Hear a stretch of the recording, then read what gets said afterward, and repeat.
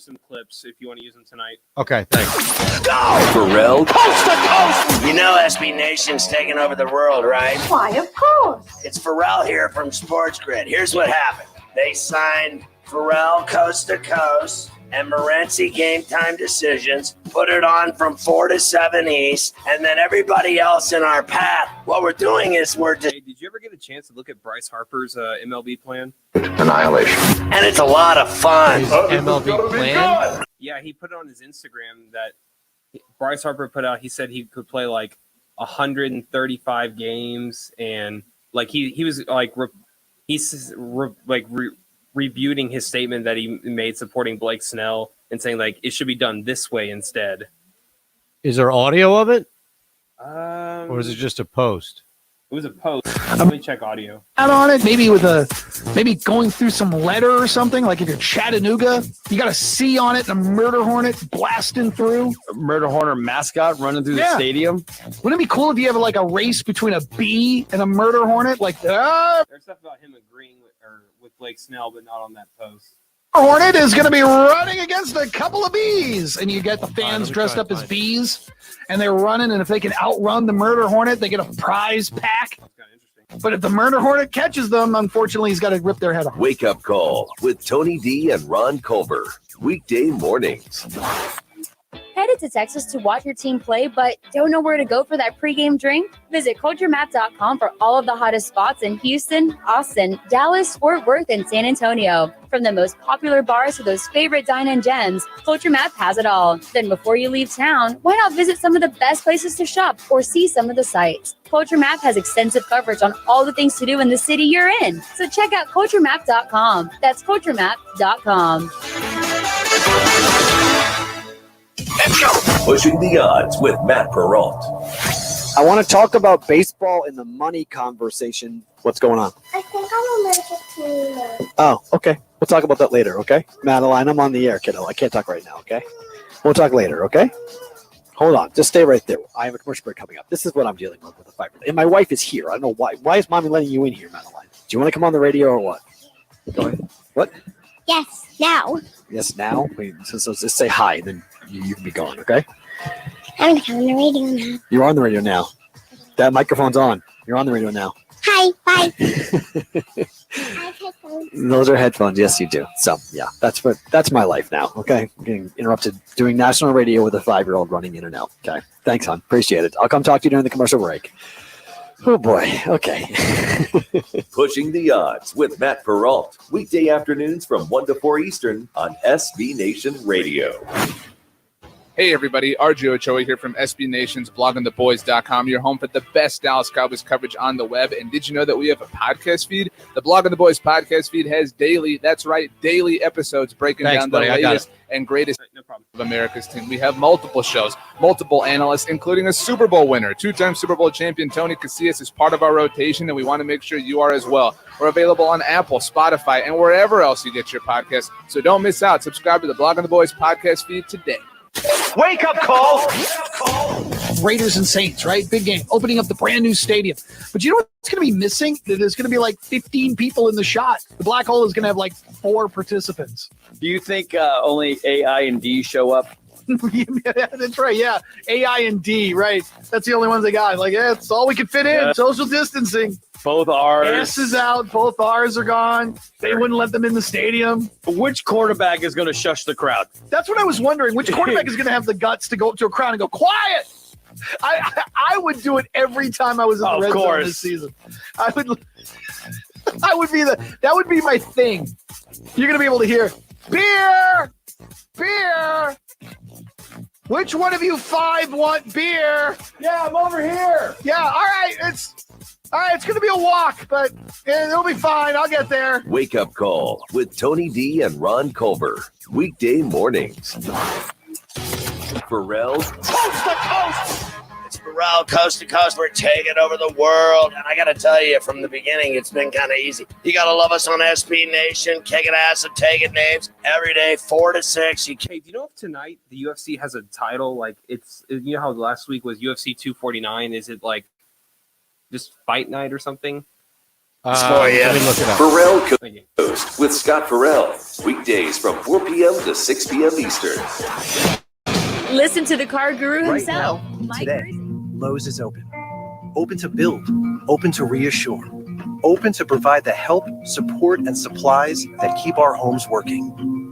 Open to the UFC Fight Night 37. 37. Gotcha. we've always done and what we'll continue to do. Because home is what unites us. Lowe's, here for you, in store or 24/7 at Lowe's.com. And it's Manute, right? Yes, Manuk.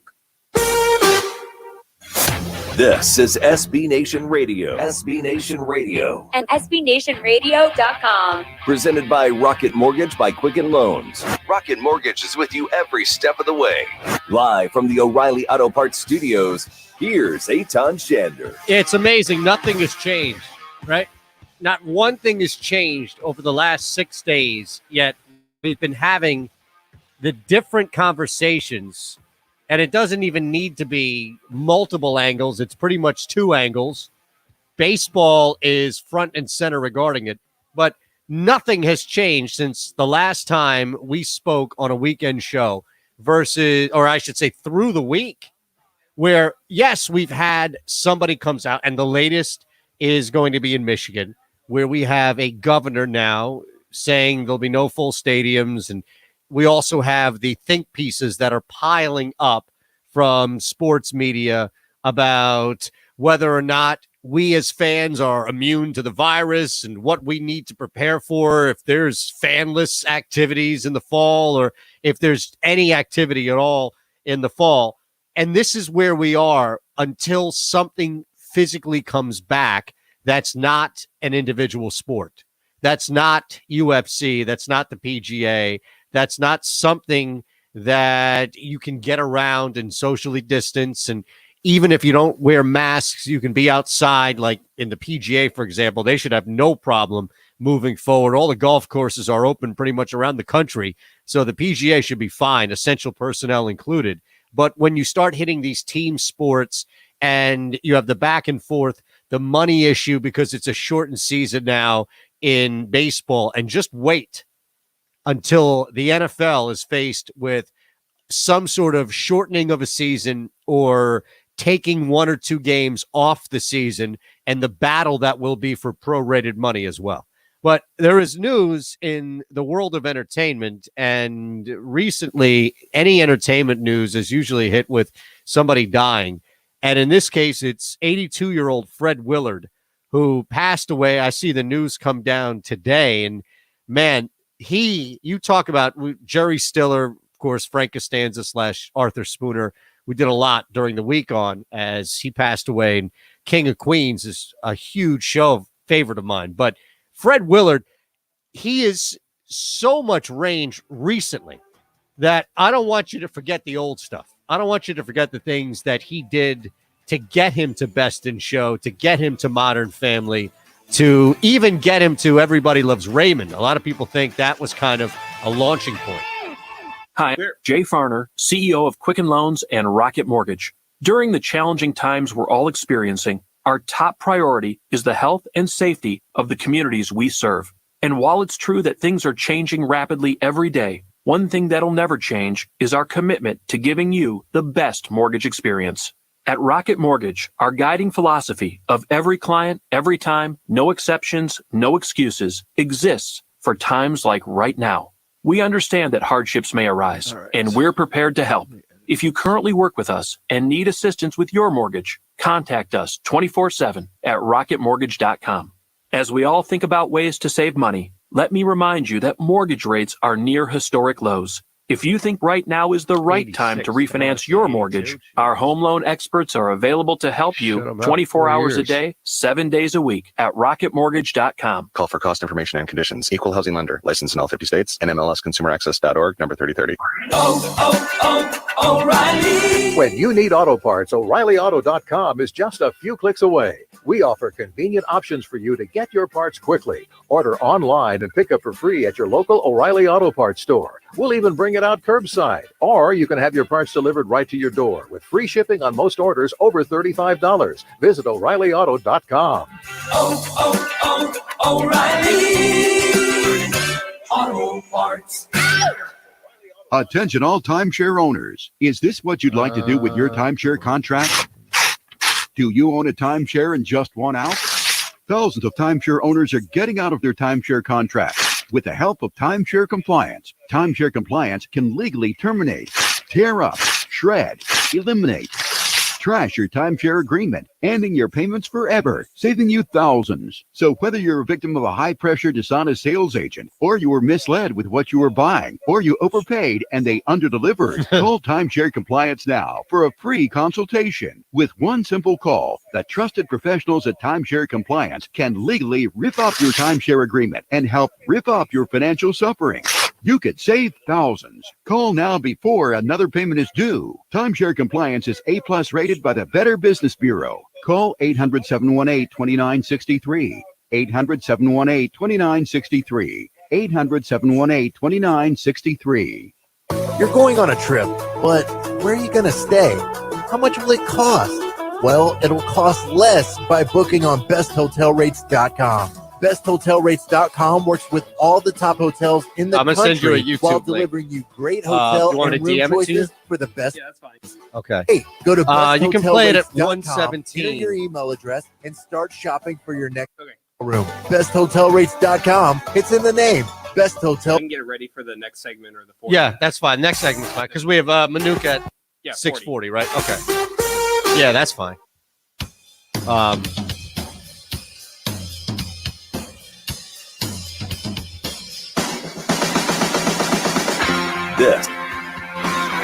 This is SB Nation Radio, And SBNationRadio.com. presented by Rocket Mortgage by Quicken Loans, live from the O'Reilly Auto Parts Studios. Here's Eitan Shander. So we do have live action tonight, bettable action tonight. UFC's Fight Night 37.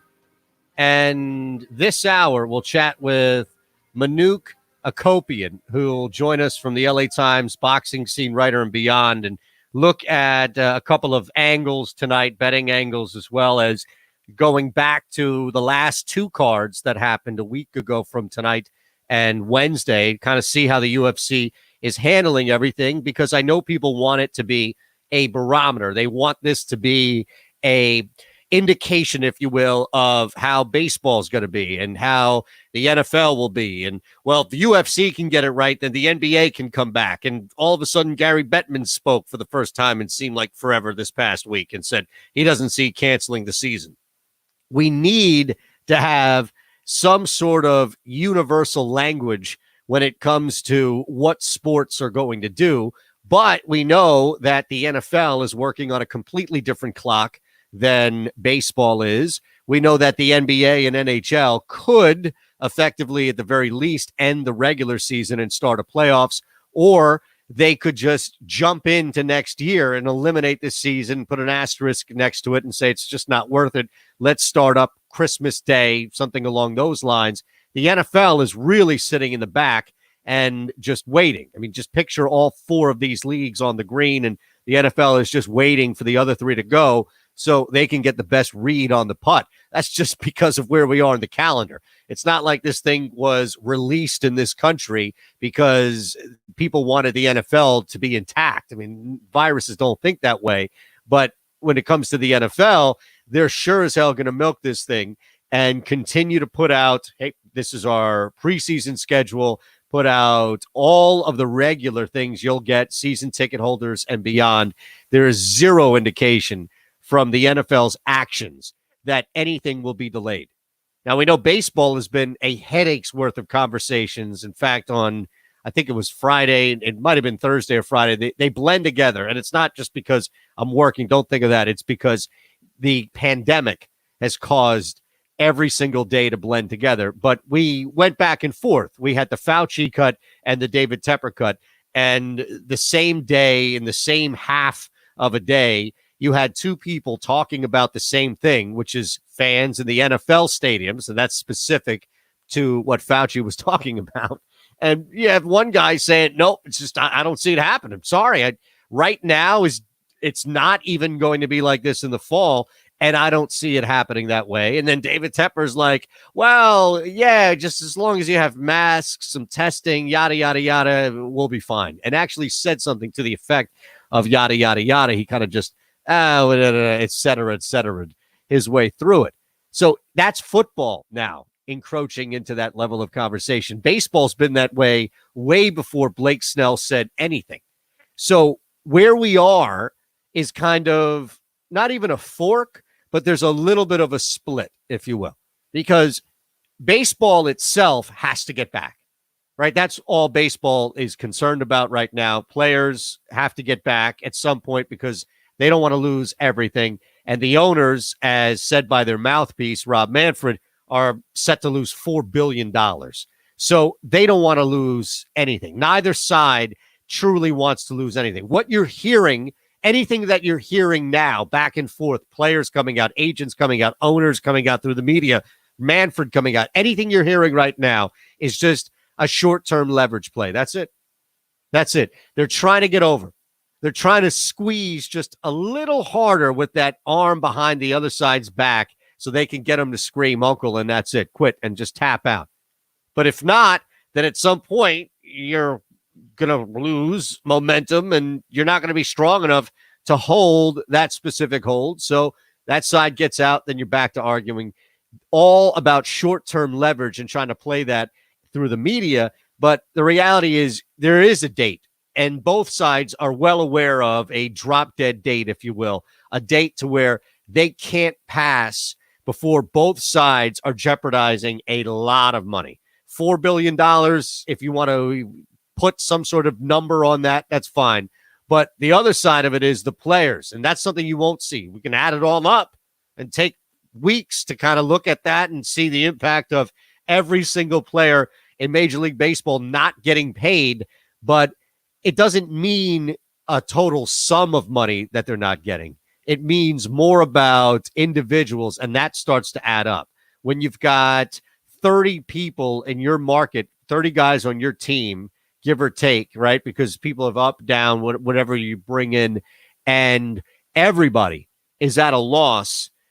It's going to impact the discussion about getting back on the field. It's going to impact the discussion about the public perception, if you will, on how these discussions are going. And you should have a headache by now. You should, because it's not as smooth as the UFC has been.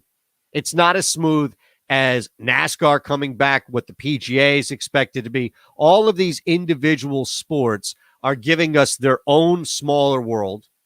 And yes, we're looking at overseas, Bundesliga, German soccer's back, but here we're not back. And money's involved. And that's where baseball has this split, because they need to get back. They need to figure out the money. That's really what's holding this whole thing up, is money. But then there's the fans and what happens in the stadiums. What happens to baseball stadiums? Where does baseball play? How often are you going to see any travel, if at all? Remember, there's the one idea where everything's split into the 3 leagues, East Coast, Central, West Coast. Are you going to have that? Are you going to be able to travel at that extent? Are you going to have to go the Keith Smith, NBA, Orlando, Disney World? Are you going to have to build some dome? Are you going to have to go to Florida and or Arizona, forget spring training, but just have the season played there? Maybe you split everything up halfway down the middle. Instead of it being 30 teams split into 3x10, you split it into 15x2. And you say, all right, anybody who is, you draw your own line north to south. Anybody is east of this line, you travel to Florida. The governor's welcoming us, said, if you need help here, if you want to play here, if your state won't let you, whatever it is, that's fine, but we need to be in one area. So we'll take everybody from east of this line to Florida, and everybody west of that line goes to Arizona. And now all of a sudden, it doesn't matter if you're in California, It doesn't matter if you're in Maryland. It doesn't matter where you are. You are able to find a home depending on, I should say, regardless of where you are and what state to county levels of relief are available to you during this pandemic. I mean, you may not be in stage yellow. You may still be in stage red. And the optics of you participating in professional sports for a city may not look so good when you're telling everybody else, stay the hell home, unless it's like Sam's Club, Walmart, whatever. Outside of a big box store, you're basically being told, stay the heck home. So the optics of that, much easier to just pick up and go. Baseball's back, folks. What do you want? Yeah, we can't play in Baltimore, but don't worry. We all have a home in Florida. And then by the time you hit playoffs, you may still be there. You may still be in the two respective states. But at the same time, you have enough of a home and you have an area too, technically, in Arizona and Florida that are open to you, wide open to you. So now you're able to get something. Right now, you're able to get some momentum going to where you don't have to leave a certain spot, but you're going to have to make sure that wherever you are in Florida and wherever you are in Arizona, still you yourself remain quarantined. You have some sort of blockade, if you will, as ridiculous as that sounds. Seth Everett joined us on Friday, and I do remember that, and said he's concerned because he knows, and this is a guy who knows the game and people that play the game as well as anybody that I know that we could bring on this show. And the big concern for Seth that he shares with other of his colleagues as well is it's not what happens coming in. It's what happens when you're already there. How strong and stringent, if you will, of security detail is there going to be to keep people in and out? Is there going to be some sort of military blockade? Because half of these guys, when the national, and I'm going to quote what Seth said on the show, but half of these guys are going to be on Tinder or wherever halfway through the national anthem. So it doesn't matter where they are. It doesn't matter if they're home in their home stadium participating in spring training that way, or if that for a month or the entire season they're in Arizona or they're in Florida. That's going to be an issue. And how is Major League Baseball going to prevent, not mitigate, because you can't have spread. You can't mitigate is something that already exists. When you spread or have spread, you need to slow it down, get involved like a dam and slow stuff down. You can't evaporate it once it's at that point. And Rob Manfred said, nothing is going to slow down and we won't stop anything if one player gets exposed and if one player is positive. But the issue then becomes one player who's asymptomatic because he was out on whatever app and the security's pretty loose. So people come in, people come out, and it's not everybody, mind you. But it's, oh man, security guard here. Let me slip you a couple $100. Here's $500. Come on, let her up. Seriously, man, I've been starved right now. Just let her up. Here's 500. Security guard is down there. What's he gonna say? All right, man, bump it to 1,000. You got a deal. All right, here you go. Here's $1,000 to somebody who's making $9 million prorated, right? Is that going to be a problem? But that's a serious issue. And I don't know how Major League Baseball deals with the human element of this. It's one thing to have a plan in action written down and say, oh, well, look, every owner accepts this. We've all ratified this. Boom, let's go. We've got a deal now. Players, on the other hand, it has to do with money and first and foremost. For us, it has to do with getting into the stadium, getting in. But the biggest picture that Major League Baseball, outside of the fan stuff, and we'll get to this thing with the Michigan governor coming up. Manook's going to join us at 6:40. Fred Willard dies at 86. And my goodness, you talk about comedic genius. He's right up there at the top. But Major League Baseball's big problem right now, Major League Baseball's issue, isn't making sure that everybody is healthy, isn't just making sure that everybody is healthy when they come into spring training, whatever it may be, the start of this season. It's maintaining that health. It's maintaining that clear record. It's maintaining all of it, because that's going to be the biggest issue for Major League Baseball itself when things start. Their concern is huge, right? The concern starts. Their biggest concern right now is, how do we stop that from happening? Their biggest issue, once they do begin everything, is dealing with the inevitable, which is somebody bringing a girl in, or somebody bringing a guy in, or whatever it may be. And all of a sudden you have an issue because somebody broke protocol. We just had a story about a coach who broke protocol and had to miss a game because he bought toothpaste. He traveled, he was quarantined, he stepped out to a CVS, got toothpaste, and this bonehead had to miss. It's happening already. Human beings are idiots. We are morons. And on top of that, we have urges that we can't control. That's a terrible combination right there. All right? Awful combination of somebody who's going to break the rules and ruin it for the rest of them. I promise you. We'll hit the UFC coming up in 14 minutes. Fred Willard dies. A couple of great moments in film and in TV will hit up next on SB Nation Radio. Clear. Ernie Johnson, the host of the. Yeah, I got the part where he's like, he starts off saying, like, you know, it'd be funny if they put like a hat on it. Yeah, perfect. Yeah, cool. On whether or not to get this thing going again. Do you feel that that's going to happen? Well, I mean, if there's pushing and pulling in the NBA, it's just a reflection of the society that we're living in now, too, because you see states, some are opening things back up quicker than others are, and others are exercising more caution. And so I think it's the same way with the NBA. I mean, you're dealing with 30 NBA cities, and the rules aren't the same for everybody. So it makes it impossible, Tony, to say, oh, yeah, well, it looks like that things movie are or right no? on track to start playing again. I've never seen Best in Show. Oh, okay. Some states No, go no, back sorry. to work on Just this. If the season is going to hilarious. resume, man, you better be But he's sure that this is safe and you won't have to plays worry. so And many we can't different do that roles yet, in those certainly. And movies, I don't so. know if we will see. Was he the guy married to Sofia Vergara in Modern Family? Or No, that's Ed O'Neill okay. from Wake Married up, call! Please, God.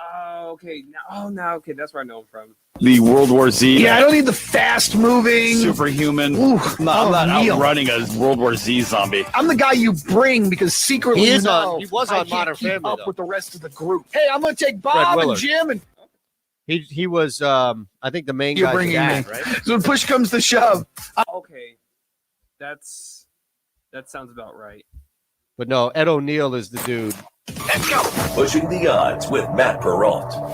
Yeah, I had to actually. I feel bad. I had to actually Google him because I wasn't too familiar with his work with Fred Willard's work. Well, he's Mark been around Emmert for was a while, opening his and mouth and inserting foot. Mark He's- Emmert has no jurisdiction Kinda really got over college re-popular. football. But there's a little thing called the 1984 Supreme Court lawsuit won by the Universities of Georgia and Oklahoma that forced the NCAA out of the financial realm of college football. It's like the guy in the California system making this sweeping statement about nothing but online classes later in the year, and he's making the decision with data in May. Dude, These it's guys everything. that just want to see their names in print, making bold decisions that they don't have to make, they illustrate what happens with misuse of power. And the real leaders are doing the I'm looking at his filmography right now. things, and they'll make their splash when the time comes. And I'm telling you, I think that time will be sometime next month. Pushing the odds with Matt Perrault. Weekday afternoons from 1 to 4 Eastern on SB Nation Radio. He was an Anchorman too. I'm Gabriel Morency, inviting you to Yeah, join he's in a me lot. and the Raging Redhead Cam Stewart weekdays at 6 Oh, Eastern shit, buddy. on Thanks. SB Nation Tell- Radio. please tell the Phil I said loudest what's up. station in the nation. No games, to no you too, problem. bro. We've got your back. Thank you. Weekdays at 6. We throw it down. Phil is Best great, bet, man. prop. If they're playing, Okay, I definitely recognize him in Anchorman. I've seen both those movies. Saturday Night Live. With Gabe Morency and Cam Stewart. Weekdays at 6 p.m. Eastern. He was also in Harold and Kumar. Yep.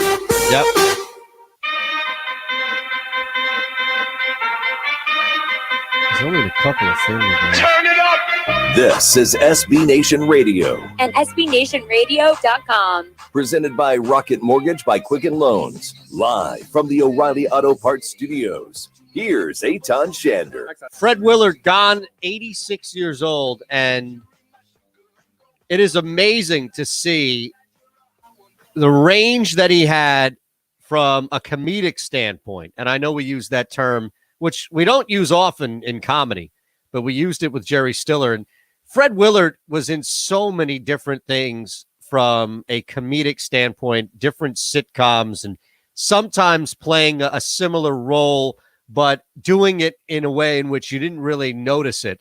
And the hilarity of his deadpan, straight humor, it's very hilarious, obviously, on the surface, but you start to look at the different roles that he played in the Christopher Guest movies and Best in Show, Waiting for Guffman, even going back to This Is Spinal Tap. And he's playing a different character, completely different character, different role, because the movies are all different. But he himself, I mean, it's a different Fred Willard. But the humor, you're laughing just the same. It's almost like, and some of it is because you already know who he is, and he comes with a huge resume built in. But they really super funny people when they're in movies and they're in scenes sometimes that they're not starring in. And Willard is a perfect example of this. You're smiling the whole time, even though he's not making you laugh the whole time. And one of the best examples, just play a small clip of this. And Jack, thanks for pulling this, man. This is a small clip of what I think a lot of people will know him from over the last 20 years, which is fair because his role in Best in Show as the play-by-play guy is hilarious.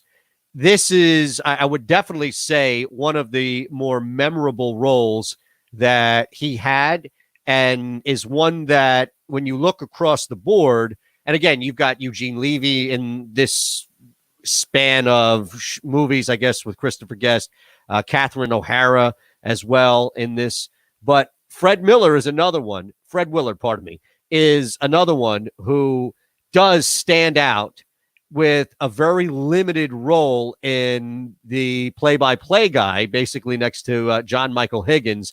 And this was one of the best kind of snippets of him doing the play-by-play of the dog show.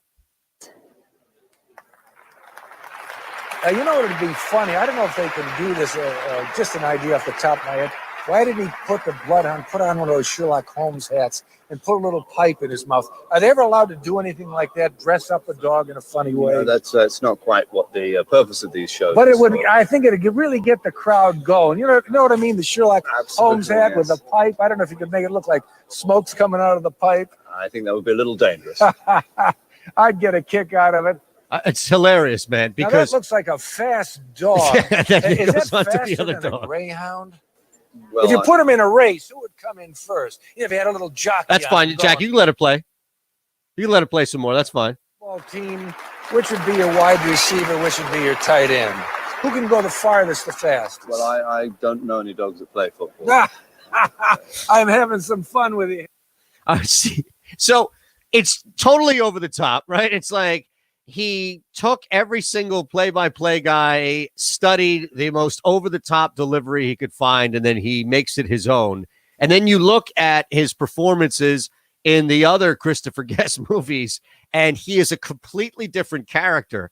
But his delivery, that's pretty much something that stays consistent, is his ability to be a deadpan humor, but also deliver it in a similar way while playing different characters. And think about the range of shows that he was on outside of the Guest movies. I mean, you can go back to the 90s and see him as a recurring character on Roseanne, to Family Matters, Sister. He was on a couple.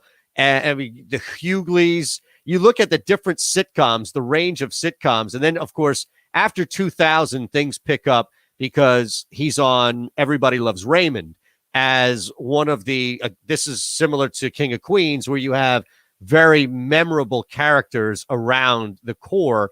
And the easiest way they did that was by bringing in the parents of the people, like Amy, for example, Raymond's brother's wife, and her parents, her dad was Fred Willard. Fred Willard was perfect. I mean, you could not take a better fit.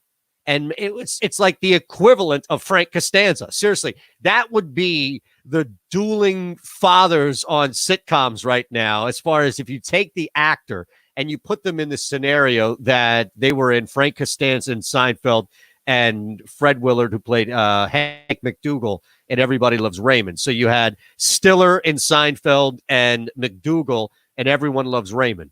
Those two guys, it's almost as if those parts were perfectly written. Not even the parts themselves, but the show. It's like you couldn't find a better fit between the show and role for both Frank Costanza in Seinfeld and McDougal and Everyone Loves Raymond. Just think about it. Amy's parents, they're wealthy, they're very straight edge, and they're the complete opposite of the just disheveled, emotional Raymond's parents, mainly his mother, right, who just completely dominates everything. His dad is just checked out. I don't care, whatever. They're so like any type of interaction that you find between Raymond's parents and also, his brother as well. I don't know why I'm blanking on his brother, but Raymond, their parents, and Amy's parents. I mean, it's the complete opposite. And it's like a family from, I know they're from Long Island, but it's like a Staten Island family versus a family from, like the Hamptons or something along those lines. If you're not familiar with New York geography, don't worry. It's like the nicest, most well-off, wealthiest spot you can find in New York, outside of Manhattan, anything like that. And the contrast between the two is ridiculously hilarious, built off of that. The two dads together in Willard and Raymond's dad, just absolute hilarity, man. All right, we'll play some more clips of this coming up. Manuke's going to join us next.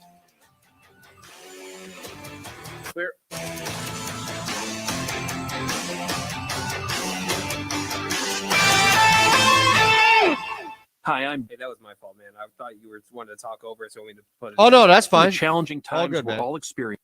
We'll call Manuke real quick. Is the health and safety of the communities we serve. And while it's true that things are changing rapidly every day, one thing that'll never change is our commitment to giving you the best mortgage experience. At Rocket Mortgage, our guiding philosophy of every client, every time, no exceptions, no excuses, exists for times like right now. We understand that hardships may arise, and we're prepared to help. If you currently work with us and need assistance with your mortgage, contact us 24/7 at rocketmortgage.com. As we all think about ways to save money, let me remind you that mortgage rates are near historic lows. If you think right now is the right time to refinance your mortgage, our home loan experts are available to help you 24 hours a day, 7 days a week at rocketmortgage.com. Call for cost information and conditions. Equal housing lender. Licensed in all 50 states. NMLSconsumeraccess.org. Number 3030. O'Reilly. Are your wiper blades chattering, skipping, or squeaking? Don't compromise your visibility with streaks or smearing on your windows. When it's time to replace your wiper blades, stop by O'Reilly Auto Parts and see our selection. We'll even install your new blades while you wait. See better and drive safer. O'Reilly Auto Parts. Better prices every day. O'Reilly. All right, he's in. Auto Parts. My name is Megan Eddings, founder and CEO of Excel. He had a pretty good joke he was telling me. He said he has a pretty much the next Lance Armstrong. He hasn't ridden a bike this much and since he was 5. And double layer. That's all he can do in LA is just ride a bike and stay as far away from Huntington Beach as possible. Yeah. Lifestyle.com. That's ACCEL lifestyle.com. How about in Philly, man? Are any restrictions being eased? No, not really. I mean, it's just stuff. Attention, all timeshare owners. All the Is major this what stores, you'd like to do with big your box timeshare stuff hasn't contract? closed. So that's Do you been own a open, timeshare and thousands some of timeshare owners restaurants, are getting out of their they're timeshare all contracts takeout. with the help of Nothing timeshare is- compliance. you Timeshare can't go compliance anywhere, can sit legally down. terminate. We opened restaurants back up about a week ago. I finally went to one. I went. We have this place called Big City Wings, Okay. and dude, I mean, there's nobody there. Yeah, I imagine, man. Really, like. I mean, all the staff had masks and they had like disposable menus and limited menus, and they just said, "Yeah, take a seat." And there's little table markers. Timeshare compliance. But it was nice to just be at a restaurant again, you know. Yeah. Help rip up your financial suffering. bet. I mean, that's- you could save thousands. that's the best part. Call now before another payment is due. Timeshare compliance is A+ rated by the Better Business Bureau. Call 800-718-2963. But yeah, I mean, just being able, 800-718-2963. be able to go out. And yeah, and we'll see what happens here in Texas. It's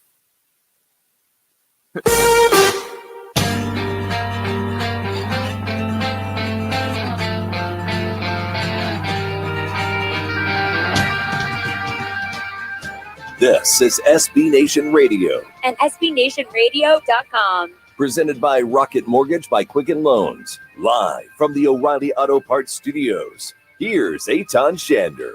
Well, one thing continues to move forward, despite all the crazy back and forth about baseball and where baseball can be played and whether or not the NBA or NHL seasons will resume or even exist, and football is so far away. Thankfully, we have Dana White, the UFC, Fight Night tonight, and thankfully, we also go to the Progressive Guest Line and bring in Manuk Akopian, who is a fantastic journalist, covers the world of boxing, mixed martial arts, and beyond. LA Times, at Boxing Scene, at Manuk Akopian. My friend, always a pleasure. Eitan Shander here on SB Nation Radio. And first and foremost, hope all is well with you out in LA. I know things are still a little tight in California, so hopefully you've been able to make the most of your time. Hey, Tom, thank you very much for that glorious introduction, and thank you very much for playing System of a Down right after break, one of my favorite bands. Well, that's Jack. That's all. I can't take any credit That's for one that. of my favorite bands as well, man. Played just for you. As your honorary Armenian guest, thank you for having the greatest Armenian band of all time. I'm actually upset because of coronavirus, because they're going to have a tour in Los Angeles at the end of May that unfortunately has been canceled. So other than that, everything is great. UFC is back on tonight. We get to see people punch each other in the face for our entertainment while we sit back in our air conditioning. So it's not much to complain about. Is System of a Down, where you say they're the number one Armenian band of all time? What are the top three Armenian bands of all time? Well, they aren't necessarily bands, but Cher is Armenian. Perfect. Yeah. And then who are some other musicians that might ring a bell? Well, I mean, you've got two titans right there. Yeah, we're much more than a Kardashian clan over here. We have, I like to open people to a different taste. But yeah, definitely all four members of System of a Down are Armenian. One of my really good friends is actually engaged to Darren Malakian, so I get to see their shows all the time, which is amazing. But hopefully we get our sports back soon. I know. Well, we do have UFC, and this is now the third card in a week. So let's just look at the big picture of how things have gone. Wednesday night we had action. A week ago we have had action. As far as the overall product from a safety and health standpoint, it seems as if, at least from the outside, it seems as if they've got this thing right. Yeah, and it also seems that Dana White has a lifetime supply of coronavirus tests, because he could go ahead and put these events one after another and test people multiple times throughout the week. Health and safety is paramount in combat sports, and if they're doing their due diligence to put these athletes in position to earn money, then that is great for not only the fighters, but for the consumers as well. At the end of the day, these fighters put their life on the risk, so it's their decision at the end to go inside and fight, and we can't knock them on that. If that's their way of earning money. Now, you have the NBA and all these other major sports; they are still getting their multi-million-dollar salaries. It's not the same in boxing and MMA. These guys are independent contractors. If they don't lace up the gloves and strap on the boots, they do not fight. So they do not get paid. So these guys need to make their money, and they're doing it in a safe way, and they're actually setting the precedent for how major sports can get back into action. They're putting the blueprint, and as much as Dana White can be a figure that is chastised in the press and the media. He's actually doing a lot of the major commissioners a favor right now by moving forward, especially with a major network behind him too. Do you get anything, and this would be something that you would be privy to, not the average fan by any means, but are you getting any type of, not even resistance so much, Manuk, but more so concern? And maybe it's from a fighter or two that don't want to be on the record because they know that it would be a really unpopular thing to go against UFC and Dana White right now, even to express some concerns about safety and protocol. You know, everyone who I have spoken to from who is a fighter, they want to get back into this as soon as possible. Obviously, safety is the main concern. And if the powers that be are guaranteeing safety and doing everything possible to fight in a safe manner where their health won't be at risk, then they're all open for it.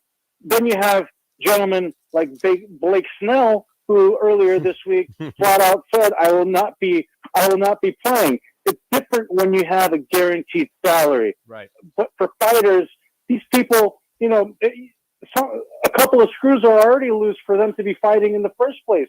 So they do not care. Health and safety for them is just making sure that everything is done for them to move forward. And, you know, it's something that we saw with two events earlier this week.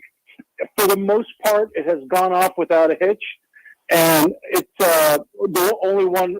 The only one thing that happened was with Jacare Souza. He was had coronavirus from his wife, and other than that, it's been a pretty smooth process this week. Yeah, the quality of fights have been outstanding, right? I mean, pretty much across the board over the last two cards. I know we've already had some action earlier and even a fight right now still, I think, technically going on. But overall, it doesn't look like guys have been sitting on their butts for months and now all of a sudden thrown into the ring.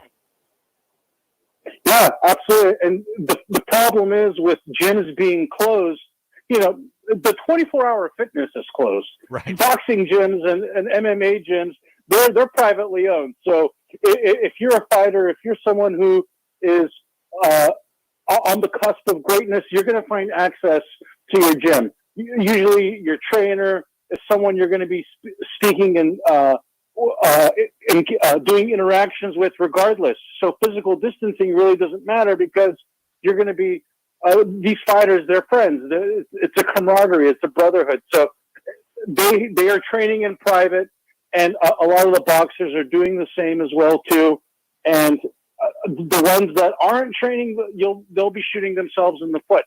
The only problem I see, especially on the boxing side, and it's become obvious, is that the UFC has come out guns blazing and given us quality matchups. Boxing is, again, shooting itself in the foot.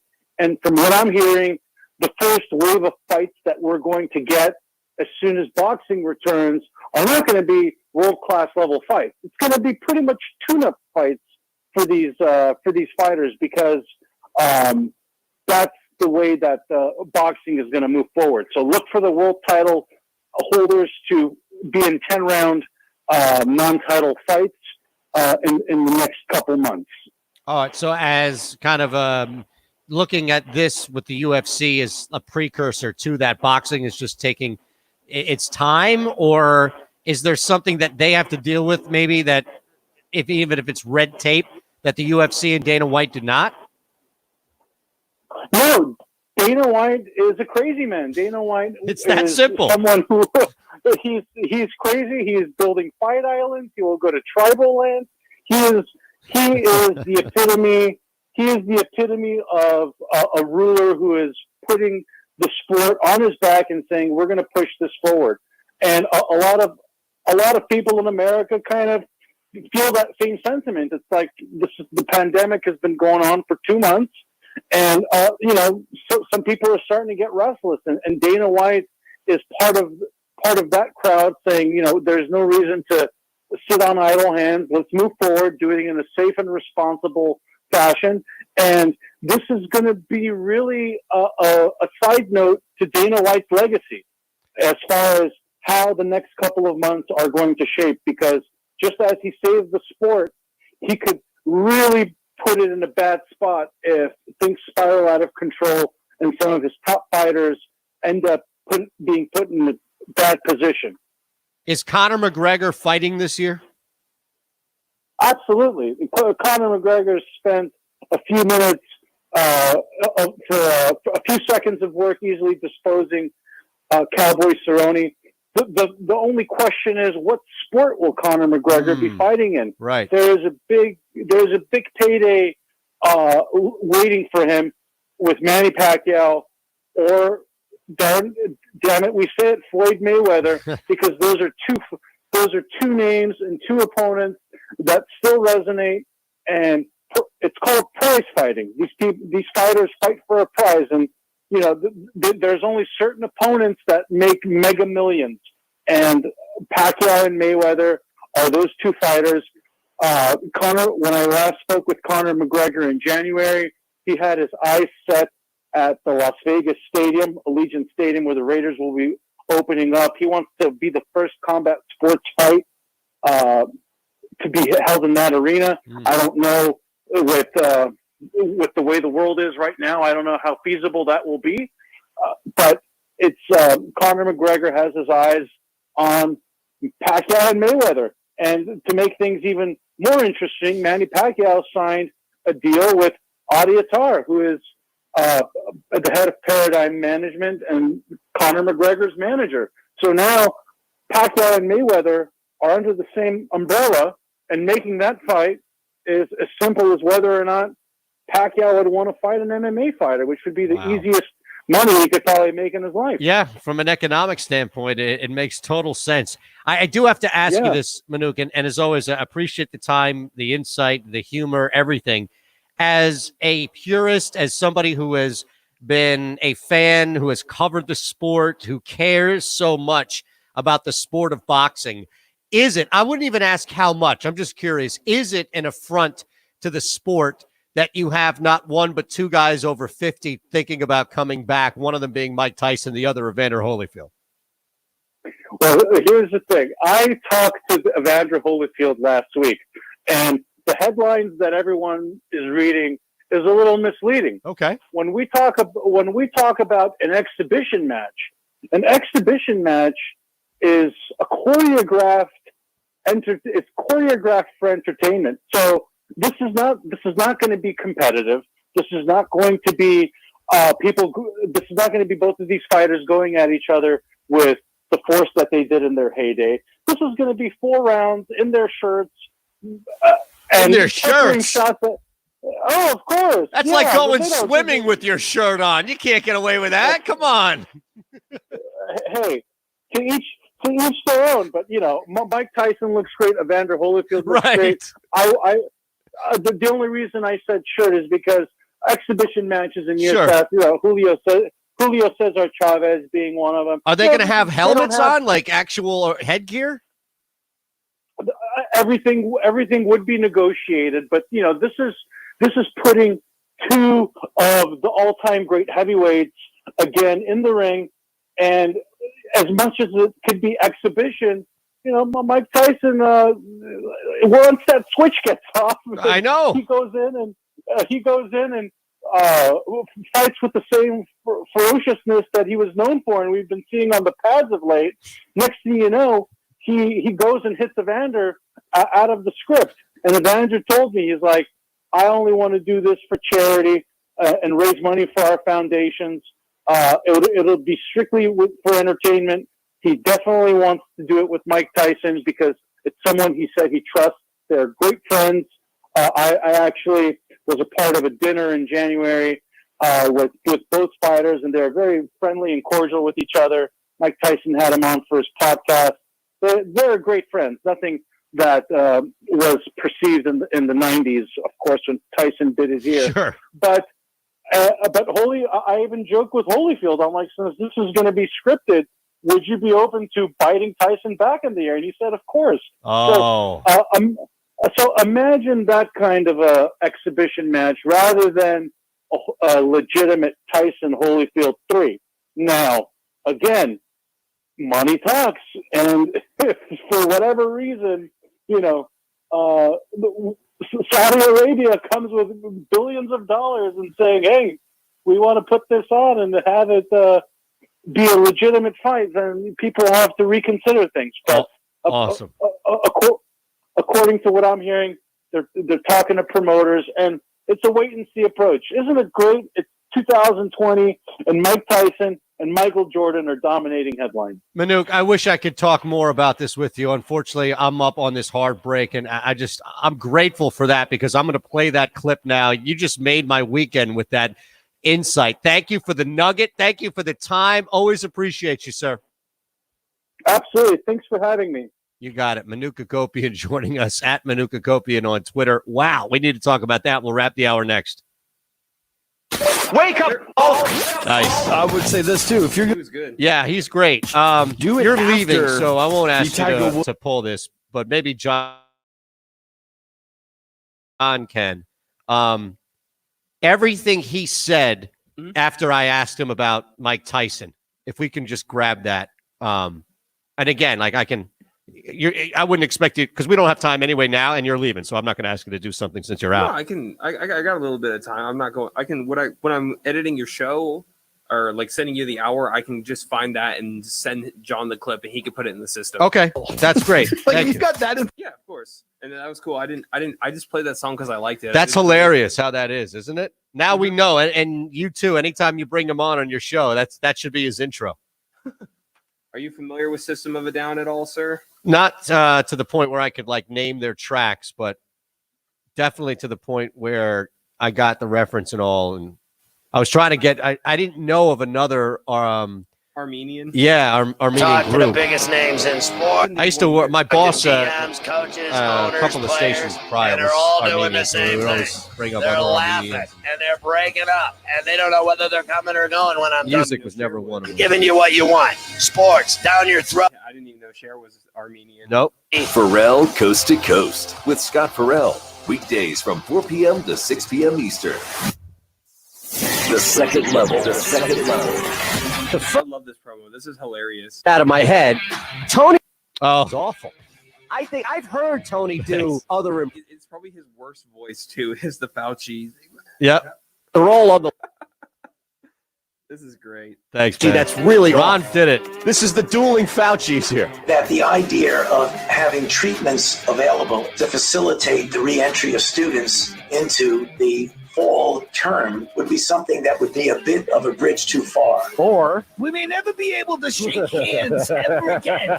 It's more like if you have two people in a room, it's better if one of them leaves. Tony's Fauci sounds like what the real Fauci would sound like if he were yelling. The real Fauci sounds like he's been yelling at the president for the last 8 hours. The second level. Weekdays from 11 a.m. to 1 p.m. Eastern. Introducing AutomotiveMap.com, a brand new website for anyone interested in what's happening in the world of automobiles. From reviews on the latest It's vehicles. gonna be a quick rejoin. We still have Okay. time for the rejoin, but it's gonna be a very quick segment. AutomotiveMap.com has something for you. If you love cars, trucks, and SUVs, and the amazing technology hitting your favorite showroom, check out the brand new AutomotiveMap.com.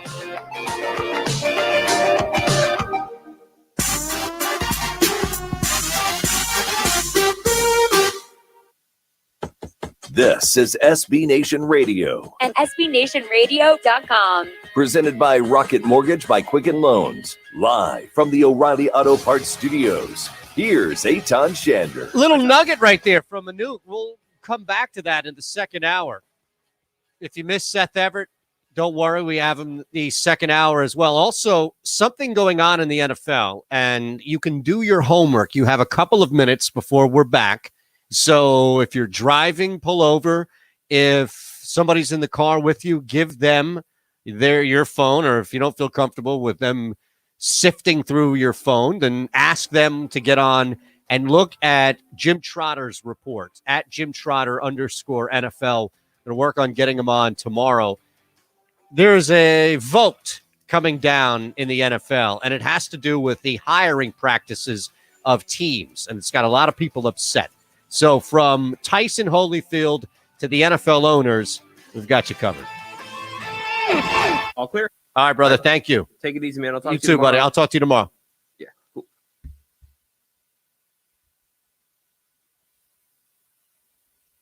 Into the night. Seriously now. Are we done with this yet? Not yet. What do you mean, are we done? You called here. You want me to be like a regular talk show host and just hang up on you and run him? Should I run him, Eric? Or rack him. No, I'm not racking him. They're not racking him. Jim Rome only racks great calls. He has a take, but he sort of sucks at the same time. I think that's going to be my new thing. You know, you had a take or two, but for the most part, I got to run you. Into the Night with Tony Bruno and Harry Mays. Weeknights at 10 Eastern. Wake up call. When my son goes down to Gainesville to go to the University of Florida, my advice to him will be, do not be Florida man. Tom Brady was only there for a week. Right. And he's done two things now where he's Florida man. It's something that just comes over people and Is they're it like, the water? wow. Is it the sunshine? My question to you, Father, is if he starts to become that, do you pull him out? That's a good question. That's where I might have to sit with my wife and go, look, he's putting toothpicks in light sockets. He's walking around with an open umbrella during a lightning storm. We have to sit down and reassess his post-high school education. He's walking into people's houses thinking it was his professor. He's right. Yeah, right. Exactly. We can't have this. Yeah, I'm a little concerned. Throwing footballs in a park that's closed. It's closed. Wrestling alligators. I don't want you doing that. Or Yeah. petting alligators, whatever. Don't do any of these Florida man things. I'm just afraid it's in the water. Wake Up Call with Tony D and Ron Culver. Weekday mornings. Pharrell, Coast to coast. People used to say, oh, that Pharrell guy, he's on late at night. He doesn't matter. Well, how do you like them apples? Now I'm on 4 to 6 p.m. Eastern on SB Nation, and we're going to cut everybody down like trees everywhere. It doesn't matter if it's afternoons, nights, mornings, weekends. Pharrell Coast to Coast rules. Pharrell Coast to Coast with Scott Pharrell. Weekdays from 4 p.m. to 6 p.m. Eastern. Pushing the Odds with Matt Perrault. Joe Theismann here on Pushing the Odds. How has quarantine life been for you? Probably the most important word that we can all consider is patience with everybody. I know everybody's sort of going stir crazy. I mean, let's face it. This is something we're not used to as a society. We move quite rapidly, but now we're forced to sort of reevaluate the important things in life. And I think it's good in that regard. Matt, I've said this for a long time. If you have your health, you have wealth. Wealth has nothing to do with what your bank account looks like. If you have your health, then you are a very wealthy person. Now it's important that we understand that you want to be able to keep social distancing so that everybody can stay healthy. And the more we can practice that, every day that we can practice that, every day we can buy a day for the scientists to be able to come up with a cure or a vaccine, it's a day closer to having this craziness end. And life will never be the same. Pushing the Odds with Matt Perrault. Weekday afternoons from 1 to 4 Eastern on SB Nation Radio. Wake up call. The NFL power couple, Jay Cutler and Kristen Cavallari, are getting a divorce. I know. Cavallari's reasoning to divorce Jay Cutler, Which is? that he is lazy. Oh, that's funny because Josh McDaniels thought the same thing when he got to Denver. There it is. Is that a real reason? Because there's going to be a lot of single men out there. That's right. We can't let this. We can't allow this to set a precedent. Wake Up Call with Tony D and Ron Culver. Weekday mornings. Into the night. The great Pat McAfee, an award-winning sports reporter, former punter, joins us now. Pat, I read that you said that you have no shot of being part of the Monday Night Crew. Is that official, or is that just your gut feeling? A year ago, my boys and I and the people that follow me on the internet are the greatest humans on earth. We pushed for the Monday Night Football rule. We know there was no chance that I would get considered for it, but we made a little bit of noise. And whenever the job seemed to be opened up yet again here, obviously the natural thing was, okay, we made a push for it last year. Let's go for it again. And every time I would ask a question to, my people, I was basically told, that's going to be a long shot because ESPN, they want a prestigious booth again. And whenever you're a punter, that's not necessarily the position you're always in, a prestigious one, shall we say. So I think I've been told on a couple different occasions that I'm probably not the guy that's going to get that gig. And do I think I'd be good at it? Yeah, I think I would be. But now is not the right time. And there is zero chance in hell that I get offered the gig anyways. Into the Night with Tony Bruno and Harry Mays. Weeknights at 10 Eastern. Game Time Decisions. What's up, everybody? I am Gabriel Morency, inviting you to join me and the Raging Redhead, Cam Stewart, weekdays at 6 Eastern on SB Nation Radio. No games, no problem. The countdown is on. Sports will be back. There are games being played right now in China. What up, man?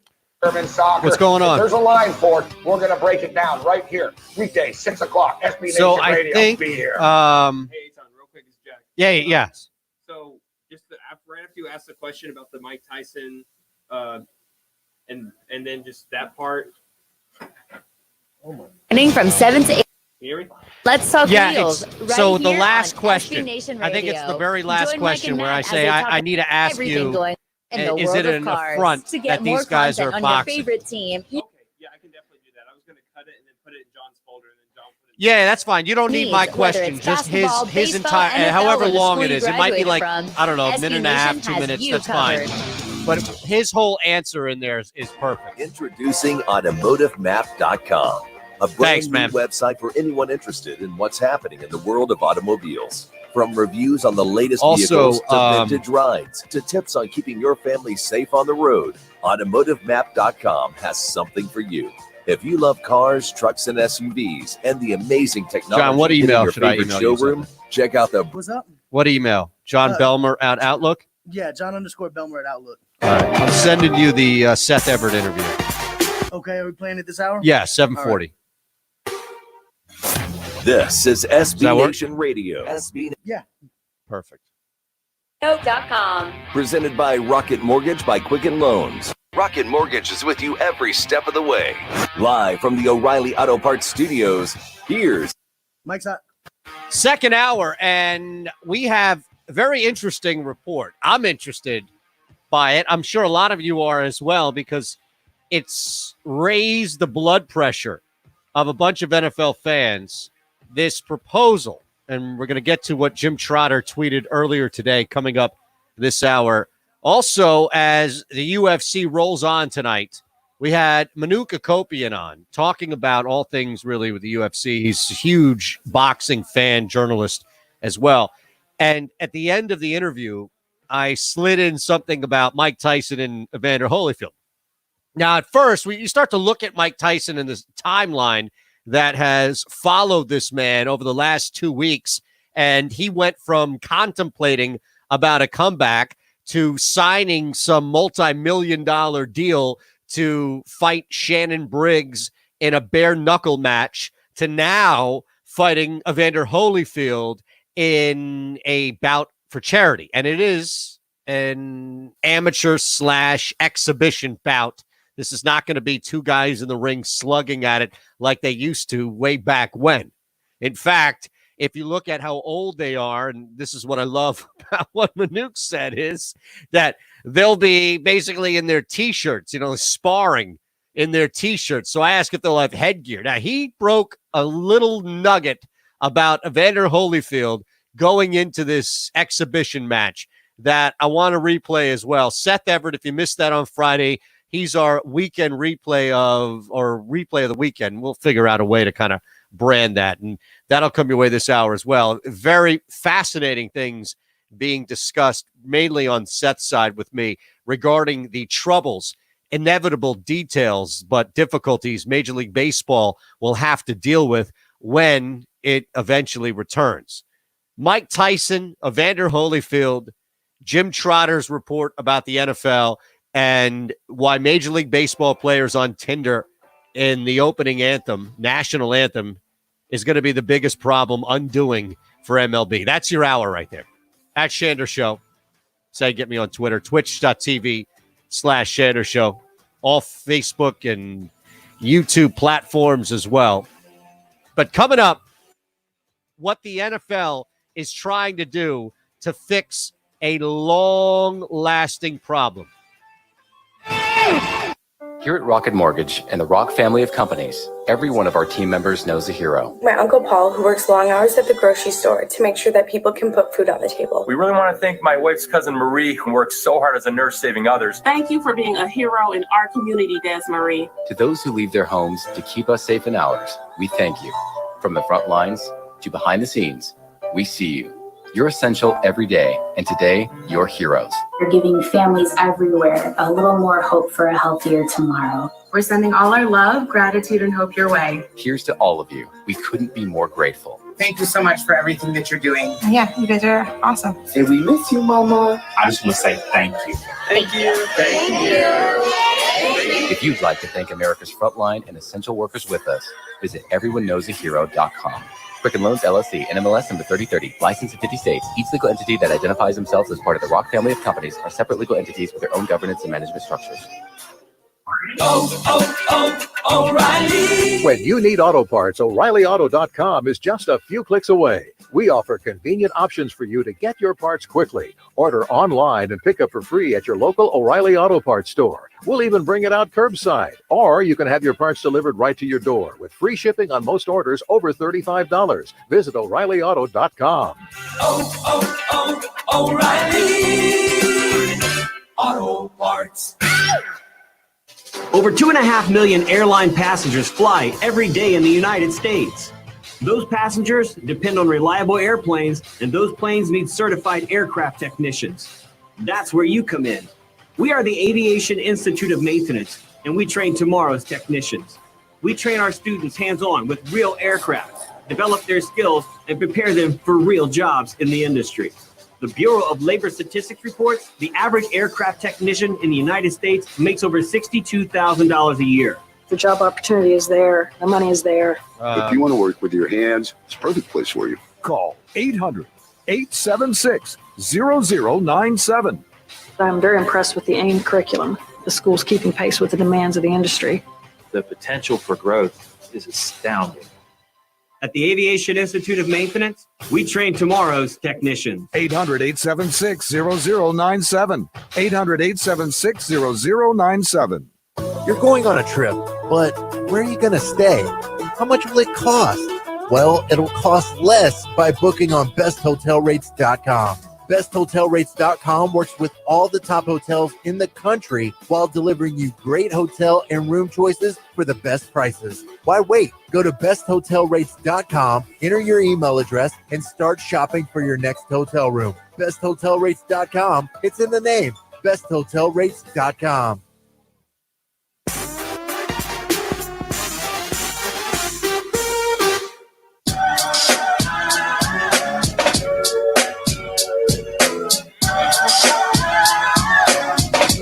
This is SB Nation Radio, And SBNationRadio.com. presented by Rocket Mortgage by Quicken Loans, live from the O'Reilly Auto Parts Studios. Here's a Man, so before I get on the air over an hour ago, see the news that Fred Willard dies at 86 years old. And the range of work that this man has done stretches back for decades. You can look at This Is Spinal Tap to Sister. I mean, you want to talk about range of activity on screen from TV to movies and the range in which acting and actor specifically that he played. Just go down the list and look at the shows first. He didn't play the same person. It's another myth. Same thing that you had a lot of times where people didn't watch The King of Queens, or they were out on Arthur Spooner, the character that Jerry Stiller played in King of Queens, because they thought, well, I heard him yell, and Frank Costanza yells. It's the same guy. It's the same character. It's definitely not the same character, not in the slightest. Put that up in my weekly column, phillyvoice.com, out there if you're listening, reading, if people still do that. And I gave you 3 episodes of King of Queens that, when basically matched up with each other and watched one after another, you truly get the joy and the benefit of the range of Jerry Stiller's character and Arthur Spooner, and how different of a character he can be just under the umbrella of King of Queens. Fred Willard was that guy and then some, because he was in just a ton. Not to say that Jerry Stiller didn't work. You could just look down the list of his IMDb, but a lot of it was earlier, pre-Seinfeld, and then Seinfeld kind of reinvented him or changed his brand, if you will, moving forward. The thing about Fred Willard is he had this deadpan delivery. He was amazing at being conversational and funny, where a lot of times, and I don't know if it was improv or not, I don't know the lengths or the depths of the Christopher Guest movies, but a lot of times it felt like Fred Willard was just improvising, that they just told him what was going on. They gave him kind of the general idea of the scene, and Willard was just going off the cuff. And that was like the movie where he and Catherine O'Hara, I think it's Waiting for Guffman, right? Where the two of them, I can't remember, but I think it's that, where the two of them are in the sweatsuits and they're the couple, the power couple in the sweatsuits. And Catherine O'Hara is a fantastic actress. Of course, the mom from Home Alone, did other stuff, but that's what she's probably most known for. And they're all in these movies over and over again. But Willard, just think of the difference of Willard in the power sweatsuit couple. And again, he's talking to the camera and he's engaging the camera. He's getting closer to the camera as he's talking. And it looks as if this is truly a documentary where they did sit two non-actors down. They were asking him questions and Willard was just flying. And it's a rare type of humor. Now, you know, you read about how Jerry Stiller forgot his lines and everybody was loving it because he couldn't remember a damn thing on Seinfeld. So Frank Costanza sometimes would say the wrong thing and they'd keep it. Other times they'd have to reshoot it. All right, Jerry, and then reshoot it. He was such a key, integral part of The King of Queens. I don't know how much you forgot, but there's some great stories just about him on set and this great relationship that he had pretty much with all the cast because he was involved in different episodes with all of the cast members. And much like Jerry Stiller's roles, where he was never really the star, but when he was on screen, he just meshed with whoever was on screen. Seinfeld. Think about this bizarre relationship that he had with Kramer, but it was pretty much duplicated with this bizarre relationship he had with Patton Oswalt's character, Spence in King of Queens. We had a 75-year-old guy hanging with like a 35, 38-year-old guy. And Kramer, we don't know how old he is, but he wasn't really older than 50. And he's hanging with a guy in Frank Costanza who's his buddy's dad. It was just the odd relationships, the interactions, if you will, that you saw on camera that just stood out. And Fred Willard is another guy, and we played this cut in the first hour. We'll pull some more before we get out of here at 9 o'clock Eastern, I'm sure. But Willard is another guy where you can't go wrong. I mean, you can pull an interaction between he and Peter Boyle on Everyone Loves Raymond, or you can just pull any random Fred Willard clip from any This Is Spinal Tap, and he's hilarious. Just ridiculous. But again, you take three, it's almost like pin the tail in the donkey, or what was the phrase where you kind of just blindfold and throw a dart, see what sticks, where you could take any Christopher Guest movie, any clip of Fred Willard in any of those movies and take three. Make sure that they're different movies, and they would be independently hilarious. At Shander Show, twitch.tv/Shander Show is how you get me. And then I just see news of this. I think this is recent. I think this is in the last hour. Phyllis George, 70 years old, dies due to complications of a blood disorder. Now, Phyllis George, her story in sports is one that should never stop being told. You have to understand, this woman came in during an era where 70s, free love or not, the NFL has always been a man's game, and it's tough now with talented women who cover the game, who are coaching in the game, serious integration you have between the two genders in the sport, but still you find tons of resistance. Some of it is just ignorance, misogyny. Others just refusal to open up a door for whatever reason. And we'll get to the Jim Trotter report that has a lot to do and really coming full circle, if you will. But Phyllis George, 70 years old, she was the co-host of the NFL Today. She stepped in 1975, which might as well been, for like a person of color, it might as well been stepping into a booth in like the 50s.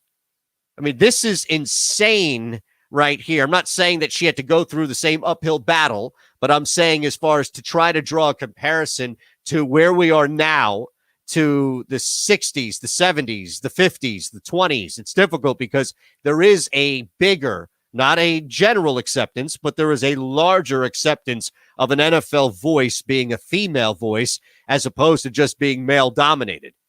But back in 1975, there's a lot of resistance going on. On top of that, she's beautiful. She's former Miss America winner. So, of course, she knocked down the assumption and the ridiculous assumption that it might have cost other people just because I don't know if they could get through the ridiculousness. But there were a lot of people saying, well, she's not qualified. Just look at her. You know, she's there because of her looks. She's there because she looks hot. Well, the reality is that she did a lot more and became a big voice in the NFL Today, CBS, and not just a face, but a voice. And it's difficult when you're fighting an uphill battle like that, especially back in 1975, to have to go through a bunch of hurdles and climb basically uphill while jumping through hurdles. It's difficult, but you talk about somebody who has been a pioneer, and I'm sure there are tons, if not any and all, female journalists that understand the impact that Phyllis George had on them and what she was able to do as a trailblazer and open up some doors for people who are working right now as we speak. But Phyllis George's accomplishments and how good she was shouldn't be limited to that, shouldn't be minimized to reduced, if you will, to just being a trailblazer for women. I mean, that's part of who she is. That's part of her DNA and her story. But she was a really damn good broadcaster. So you can look at her as that first and foremost. Secondary is the fact that she came in as a woman in 1975, especially as somebody who won 4 years earlier the Miss America pageant. So was dealing with a lot of scrutiny, undeserved, of course, but still, coming from that level. And she turns around, knocks it out the park, clearly shows that she's there for her ability to be a broadcaster. That is something where you look at, it doesn't matter if you're a man, you're a woman, you're looking at Phyllis George. It's the impact that she made on sports. And even the NFL Today, where you would have to go back with the team of Brent Musburger, Irv Cross was on there, right? Jimmy the Greek a little later before things just, didn't go so well for Jimmy. But the show became a staple. The show was as synonymous with the NFL as any pregame show now, the Fox pregame show, whatever you have.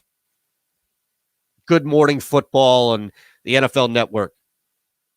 And you saw the genesis, if you will, of a show like that. That's where I think if you want to look at the pregame shows, that's where Phyllis is more, not to say that she wasn't, but more than just a pioneer for women. Phyllis was part of, with Brent and Irv and Jimmy the Greek, part of a show, part of a true talk show that covered the NFL and made it entertaining and made it funny and had serious moments and had opinions and did go back and forth.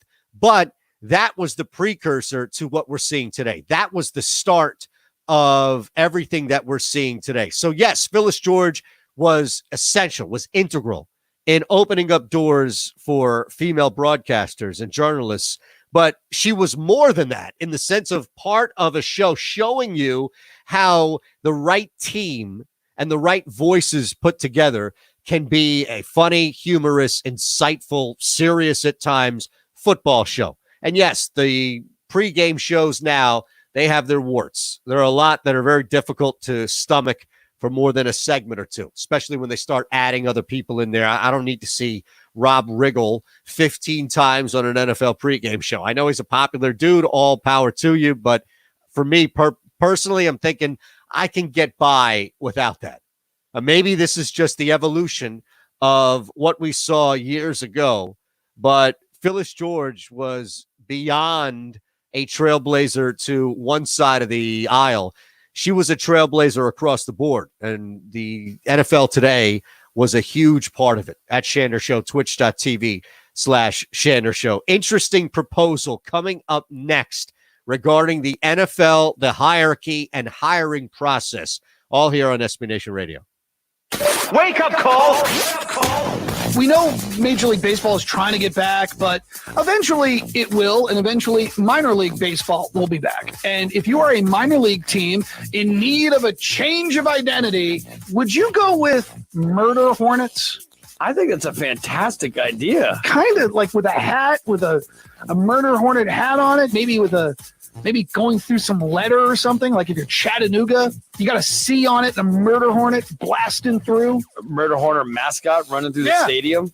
Wouldn't it be cool if you have like a race between a bee and a Murder Hornet? Like, everybody, now let's go to the outfield where Harry the Murder Hornet is going to be running against a couple of bees. And you get the fans dressed up as bees, and they're running, and if they can outrun the Murder Hornet, they get a prize pack. But if the Murder Hornet catches them, unfortunately, he's got to rip their head off. Wake Up Call with Tony D and Ron Culver. Weekday mornings. Hey, everybody. RJ Ochoa here from SB Nation's bloggingtheboys.com, your home for the best Dallas Cowboys coverage on the web. And did you know that we have a podcast feed? The Blog on the Boys podcast feed has daily episodes breaking down the latest and greatest in the world of America's team. We have multiple shows, multiple analysts, including a Super Bowl winner. Two-time Super Bowl champion Tony Casillas is part of our rotation, and we want to make sure you are as well. We're available on Apple, Spotify, and wherever else you get your podcasts. So don't miss out. Subscribe to the Blog on the Boys podcast feed today. Let's go. Pushing the odds with Matt Perrault. I want to talk about baseball and the money conversation. What's going on? I think I'm allergic to Oh, okay. We'll talk about that later, okay? Hey, real quick. I can't talk right now, okay? John. So 8:12, I'm going to bring Jake on, talk about a This is show. what I'm dealing with the fiber. I was And my just wife going is back and here. forth. I I have know a we wife. have What? a Mom, guest listen. at 8:40. Jake So Asman? yeah. Okay, so yeah, we have a guest at 8:40. That's fine. Okay. That's perfect. We can do that. Do you have his number? Yeah. Perfect. Just making sure. Okay. I'm coming to read it. Jake was just in here. Oh shit! I didn't know When I that. got here, he was sitting here on his computer in the studio messing around. Those are headphones. Yes, you do. So, yeah, that's my life now, okay? I'm getting interrupted doing national radio with a 5-year-old running in and out, okay? Thanks, hon. Appreciate it. I'll come talk to you during the commercial break. Oh, boy. Okay. Pushing the odds with Matt Perrault. Weekday afternoons from 1 to 4 Eastern on SB Nation Radio. Pharrell. Coast to coast. It's Pharrell, coast to coast, every day, 4 to 6. I talk to the biggest names in sports. I talk to GMs, coaches, owners, players, and they're all doing the same thing. They're laughing, and they're breaking up, and they don't know whether they're coming or going when I'm done with them. I'm giving you what you want. Sports, down your throat, big time on SB Nation, baby. Pharrell, coast to All right, coast so- with Scott Pharrell. Weekdays from Do you 4 have p.m. that to Fred 6 Willard p.m. clip Eastern. that Jack played? Give me 2 seconds. I can grab it. All right.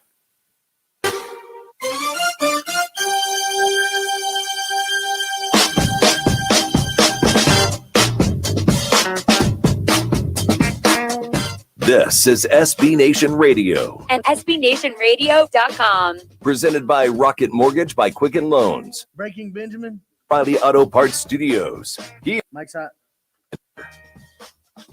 So we'll have to do this live because, of course, it was totally my fault. I'm texting with Jake Asman, who has a huge announcement. If you haven't heard already, he's not going to break any news like Manu Kakopian did with us 40 minutes ago. Jake is back on the network 9 to 11, Monday through Friday. We'll be leading into my show, 11 to 1, Monday through Friday. Of course, Tony and Ron lead into Jake, and then I lead into Matt Perrault, 1 to 4. And then, of course, just all hell breaks loose after that, where you have Scott Farrell leading into eventually Tony Bruno into the night. So this network continues to get stronger and stronger. Jake will join us at 8:12, but I, unfortunately, on my end, of course, because now I'm going to have to do this live, and there's nothing better than live radio where I'm trying to talk through a cut. But I think you have the YouTube cut, right? The Buck 22 one. Yeah, let's play that. It's Fred Willard, right? It has to be Fred Willard. So whatever one is, are they both labeled Fred Willard?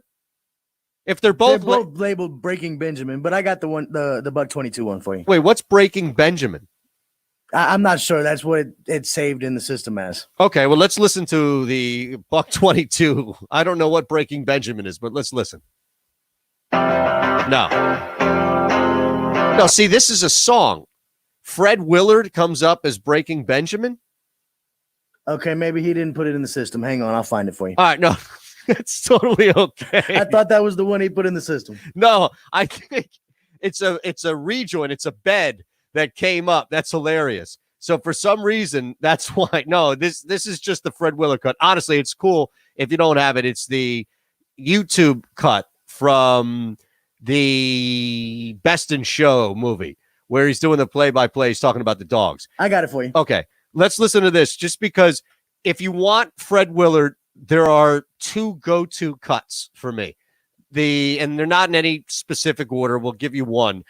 It's Everyone Loves Raymond, especially when you can find a sit down with Raymond's dad and Willard. It's almost as good as Susan's parents and Frank Costanza. Still, I like to go in fresh. But that's definitely one for Willard, where he is just this straight arrow, wealthy, blue blood, Everyone Loves Raymond character. And then there's also, I guarantee you that there's some improv being done here. The best play-by-play you'll ever hear, Fred Willard on Best in Show.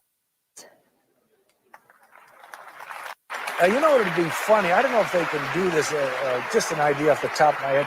Why did he put on one of those Sherlock Holmes hats and put a little pipe in his mouth? Are they ever allowed to do anything like that, dress up the dog in a funny way? No, that's not quite what the purpose of these shows But is. it would. I think it could really get the crowd going. You know what I mean? The Sherlock Holmes hat with the pipe. I don't know if you could make it look like smoke's coming out of the pipe. I think that would be a little dangerous. I'd get a kick out of it. Now that looks like a fast dog. Is that faster than a greyhound? Well, if you put him in a race, who would come in first? If you had a little jockey on him going. Let me ask you this. If you're going to put him on a football team, which would be your wide receiver, which would be your tight end? Who can go the farthest, the fastest? Well, I don't know any dogs that play football. I'm having some fun with you. All right, so think about this. It sounds as if now it could just be amazing acting, and it took a couple of times to nail it, which is fine.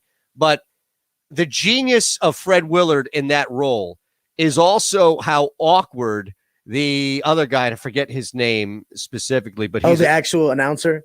Yes. Yeah. You know what I'm He's talking awkward about, right? about it, yeah. The color guy is specifically in this, where everything he says is met with this level of like awkwardness, where it's almost as if, again, it's almost as if they didn't give him any lines and they told the color guy, all right, Fred Willard's going to say a bunch of crazy stuff and you just react to it. And he's reacting to it. I mean, who says that about putting on a Sherlock Holmes hat and a pipe like that into the dog's mouth?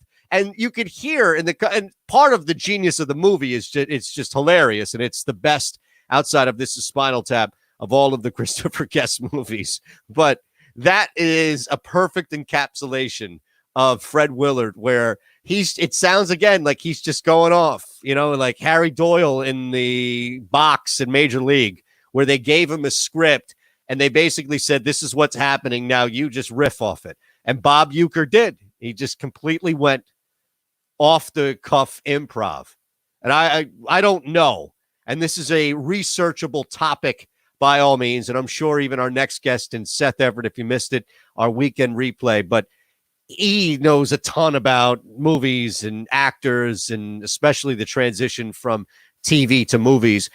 I would think that there would be something out there that would say, oh, well, Willard was completely improving all of these roles, these Christopher Guest roles. But I don't know, and I haven't really seen that. I think that just shows you how tight of an actor and the delivery that you got, to where it's difficult to tell if that was scripted or if he showed up and they kind of just said, all right, Willard, just go ahead, man. Have There's at it. no way that was scripted. I think that was off the cuff. Yeah. John Michael Higgins, by the way, is the other guy. Yeah. He's also in Best in Show. Well, you think that was completely off the cuff? For sure I do. Because the way he reacted at the end, the actual color guy, when he said, "I've never seen a dog play football," it was like he didn't know what to say. I think that was completely random. That is hilarious. That's the reason why, though, is have you seen these movies? Have you seen Best in Show, the Christopher Guest movies? Have you seen these? You already know the answer. No, I haven't. No. That's fine. That's fine. But a lot of like the humor in it, that's why the humor in his movies, they're like that, to where it's very subtle and you would get it. I think you would like it because you picked up on it. Like that whole bit is all about setting up that guy's line at the end, which is, I've never seen a dog play football. Yeah. But that's the whole, that's his humor, Christopher Guest's humor in these movies. It's not the setup, it's the payoff. And the setup is ridiculous in its own right. I mean, it's basically taking you around and around on this winding road to get to a very subtle payoff. But when you recognize it, it's hilarious. Do we have time to play that again real quick? Yeah, we should. Right. We can. Just, John, you picked this up. I mean, this is fantastic. Listen to the color commentator at the end talking about football because it's all a setup. This is what Fred Willard's job is, just to set that payoff up. Oh, we're not going to have time. That's all right. We can come back. Just an idea off the top of my head. Why didn't he put the What'd you say? Sherlock Holmes hats and put a That's little all right. pipe We in can his come mouth? back to it later. When we play through it right now, it'll have time, but you won't be able to say anything. Oh, that's all right.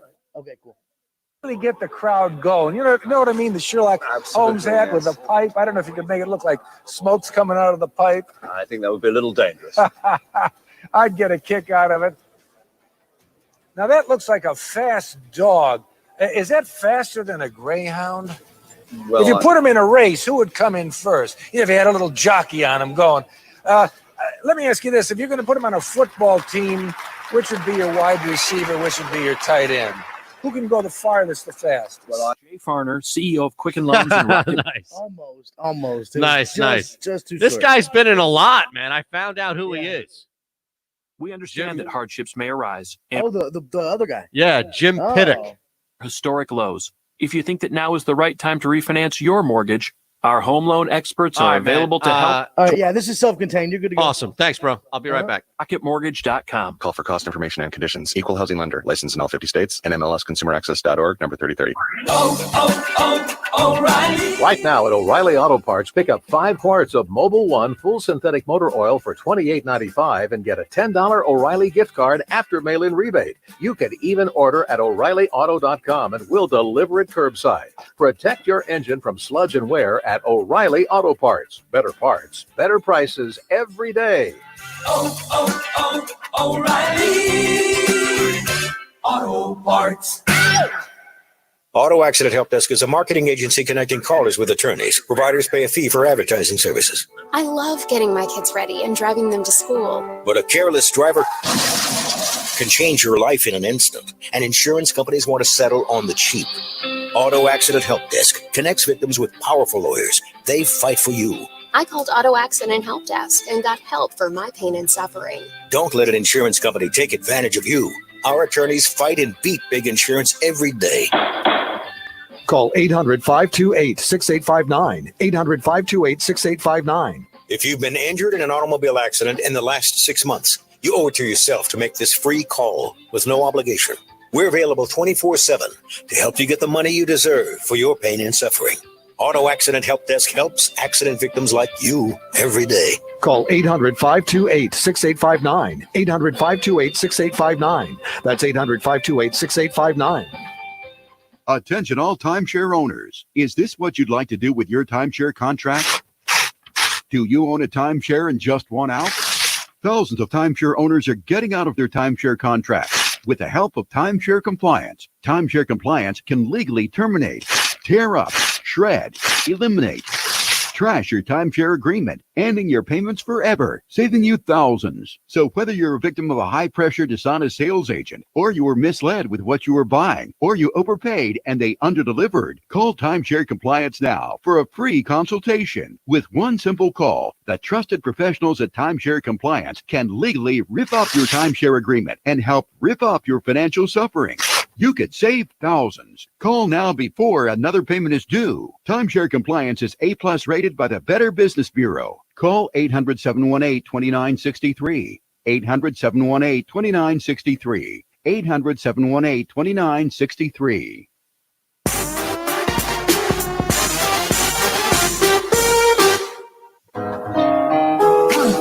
Hold on to me. Don't let me go. Who cares what they see? Who cares what they know? Dealing with the root of the issue.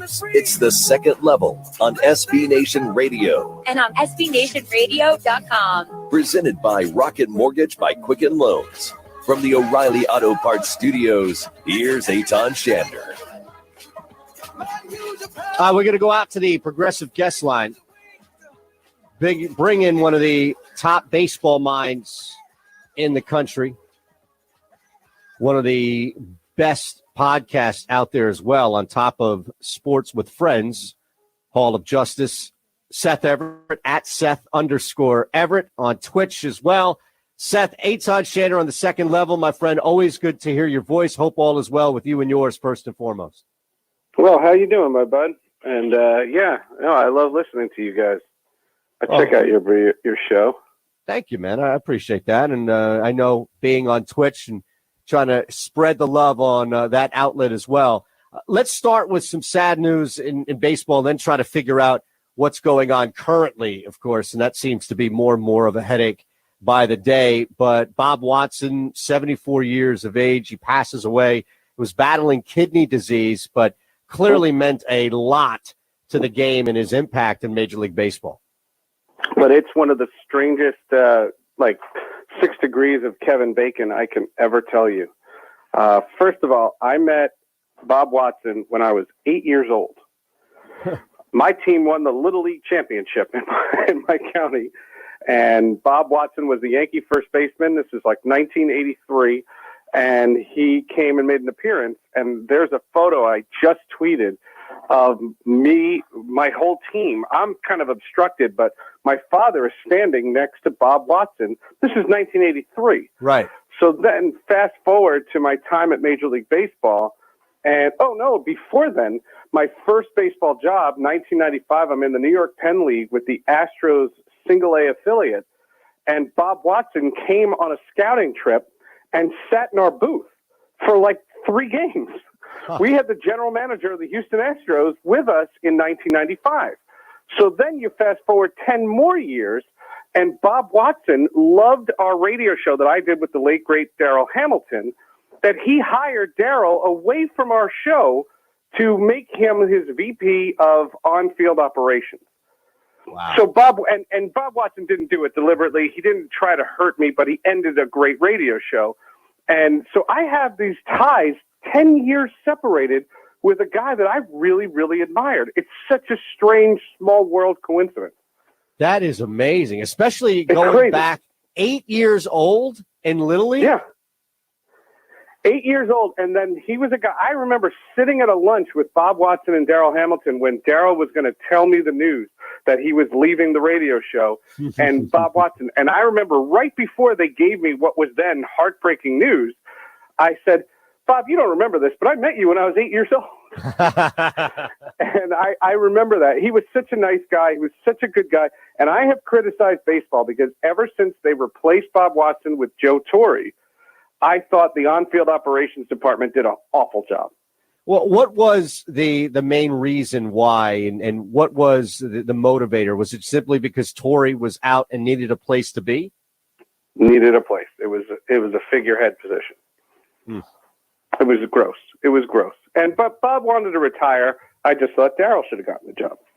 Yeah, makes sense. And Watson, of course, won the World Series in '96, right? And then was, as you mentioned, and I would call that my last year as a fan. because I started covering Major League Baseball at the end of '96. So you got to at least enjoy Bob Watson winning it as a fan. One final year. It was crazy. I'm telling you, the ties to this guy, I never lost, and I'm friends with his son, and I talked to him this morning, and, they were expecting this. This is sad, but it was not shocking. What is shocking, though, is Art Howe, another human being that I absolutely adore. Art Howe, former Astro and former manager. He's in the ICU right now with COVID. I know you want to transition to that. So Art Howe, my prayers are with him. He's another gem of a person who I have stories about, but we'll save those. No, look, now would be the time. Is what does come to mind? And whenever anybody is, and we know if you're a certain age or higher, you become at more of a risk for complications once you have this disease. So clearly, everybody is hoping and praying for the best here when it comes to Art Howe and dealing with the COVID-19. But what does come to mind is because I'm sure you are an encyclopedia of knowledge, but you are also a great wealth and source of interaction, right? Like, it's one thing to know it, but you've also lived a lot as well. Well, I appreciate that. Art Howe, Art Howe is an example of my fears of why I think it's too soon to start the season. And I can get into that. But my favorite Art Howe story is he was named the manager. When he was with Oakland, he was named the manager of the 2002 MLB versus Japan All-Star Series that I went on. And I actually called those games. And then Art Howe left the A's. And so they wouldn't let him wear an A's uniform because he had been hired by the Mets. He had never managed a game for the Mets, and he was wearing a Mets uniform in Japan. And he thought that was strange. He was like, this is the first time I've ever put this uniform on. His pitching coach was the great Rick Peterson, who's a dear friend. Art and I were always casual friends. I've seen him over the years, and I think the world of him. Rick Peterson I was closer with because Rick Peterson was a very scientific, pitching guru, and I was always fascinated with him. Art Howe used to make fun of him. All right. So let's look at where you bring this up clearly with Art Howe's situation as a main catalyst for it. But we've been talking about this even before the last couple of hours when the story comes out with Howe specifically. What is the biggest reason why you continue to look at baseball returning as an issue, and even if it's just simply from a safety, not economic reason? My biggest concern is safety. The economics, if they want to use the economics as an excuse not to do it, I'm fine with it because it'll save my friends' lives. And I'll give you an example. What I fear, well, first of all, I did a Twitch show with Torrey Hunter and Jock Jones, right? Two, longtime MLB veterans. And we talked about this. It was in its infancy. And I said, what about the quarantine rules? What about the idea that players are literally going to go right from their homes to the ballpark? They're not going to go out. They're not going to do anything. How can they regulate travel? Those kinds of questions. And he said, quarantine? He said, half the clubhouse is going to be on Tinder during the first national anthem. And that resonates with me because he knows players, and I know players too, but he knows them much more connected. And when I hear that, that means it's not a question of if the virus is going to spread into the players. There will be players that are going to have it. And then I worry about all the officials. And I worry about, and I'll throw names, Hal McCoy, John Sterling, people who are in their 50s, 60s, and 70s that their baseball is their life, and they are going to be compelled to be a part of it. And that scares me to death. That's what my fear is. It's not that Aaron Judge is going to get coronavirus. Do I think he's strong enough to fight it? Yeah, I do. But I do know of people, and Ken Rosenthal did a great piece in The Athletic about there are players with pre-existing medical conditions that are very, very high risk. And I don't think those guys should play. And we can get into the finances. I'm not ducking your finances. No, not at all. The idea to me is I don't think this virus is under control enough to the point of where baseball can play. I like the basketball plan better, where they're all going to be in a bubble somewhere. I like that plan better. And people have said to me on Twitter, well, Korea's doing it. How can Korea do it? Korea put an absolute national lockdown the minute the virus came, and they have it under control. We don't. Yeah, they also didn't have spring breakers say if I get the virus, I get the virus, and a political and divide. Protesters. That They didn't have country the protesters saying this is ridiculous. And, Exactly. I mean, it's all of the things on every side of every coin that you could draw up here doesn't exist over there. And when the top doc over there says stay inside, the whole country stayed inside. Exactly. They do it. That's all. They just do it. Just follow the orders. And, people will fight me, and I get into these vicious battles. But, what I say is this to me makes me think of Facebook. It makes me think of all the people that are connected in baseball that I have known over my 26 years covering it. And I fear that I will lose one of those friends because the season is starting.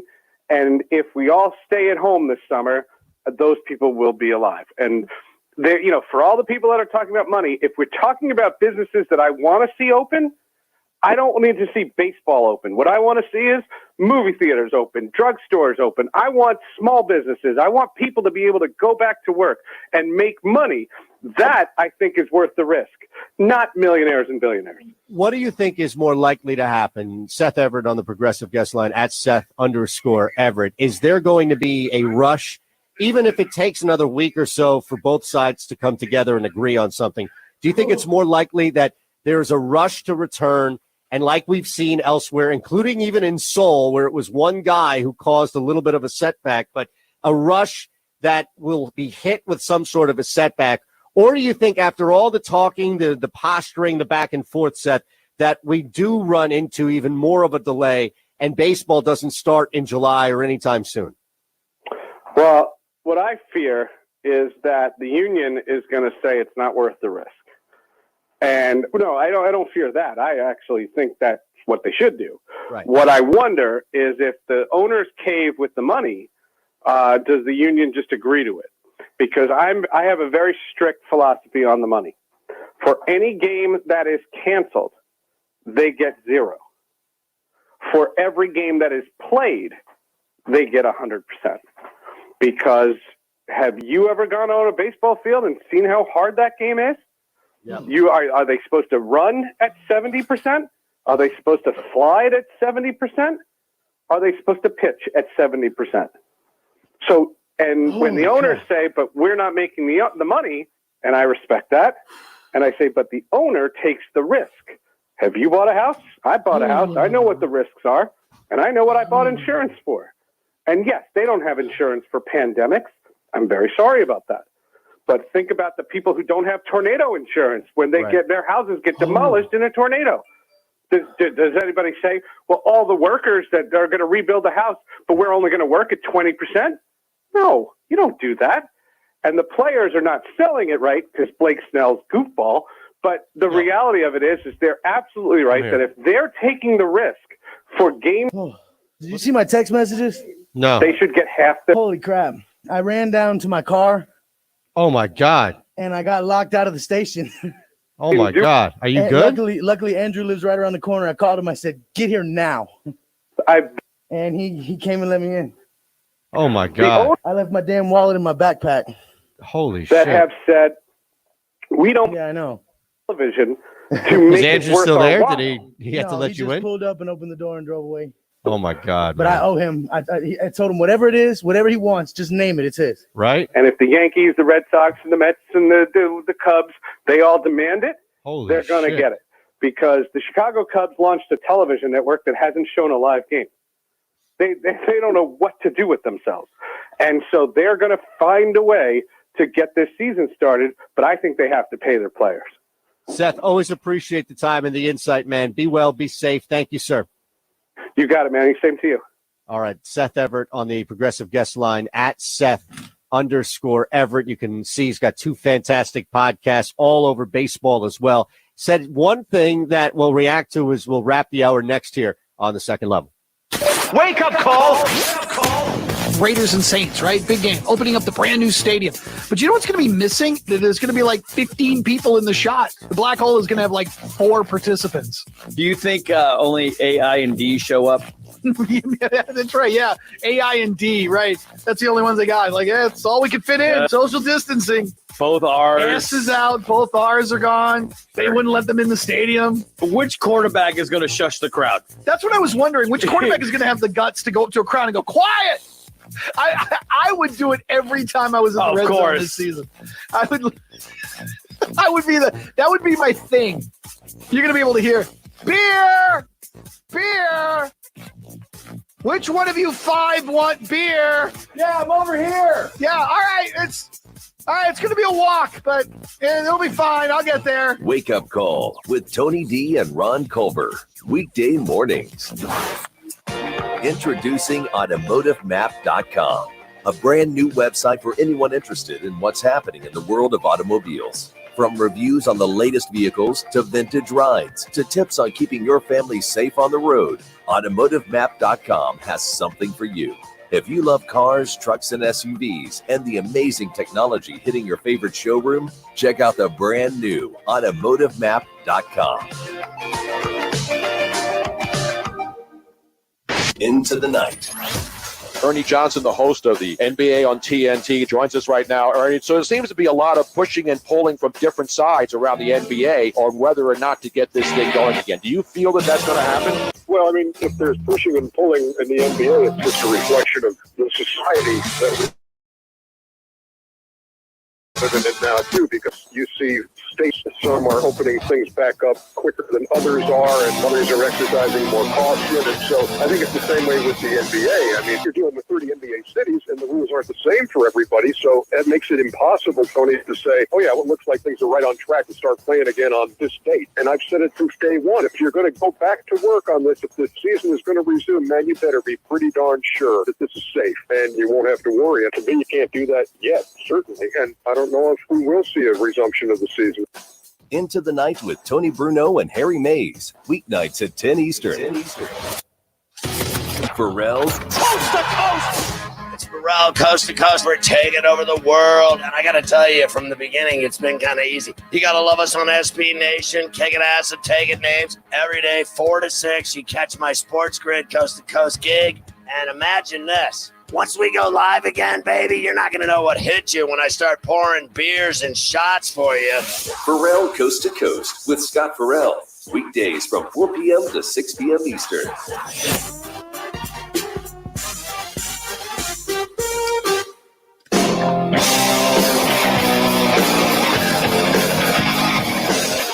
This is SB Nation Radio. And SBNationRadio.com. Presented by Rocket Mortgage by Quicken Loans. Live from the O'Reilly Auto Parts Studios. Here. Mike's hot. All right. Couple of things. Now, I mentioned the Jim Trotter report, and it has to do with, speaking of which, Jim's going to join us, just so you and I, John, are going to be back at this time tomorrow. So Jim's going to join us 7:40 Eastern tomorrow night.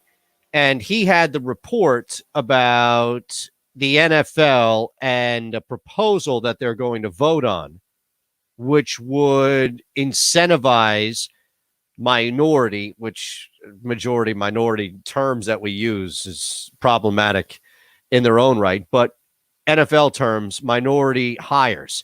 NFL teams could improve their cachet of draft picks by who they hire for both coaches and GM candidates under this new proposal.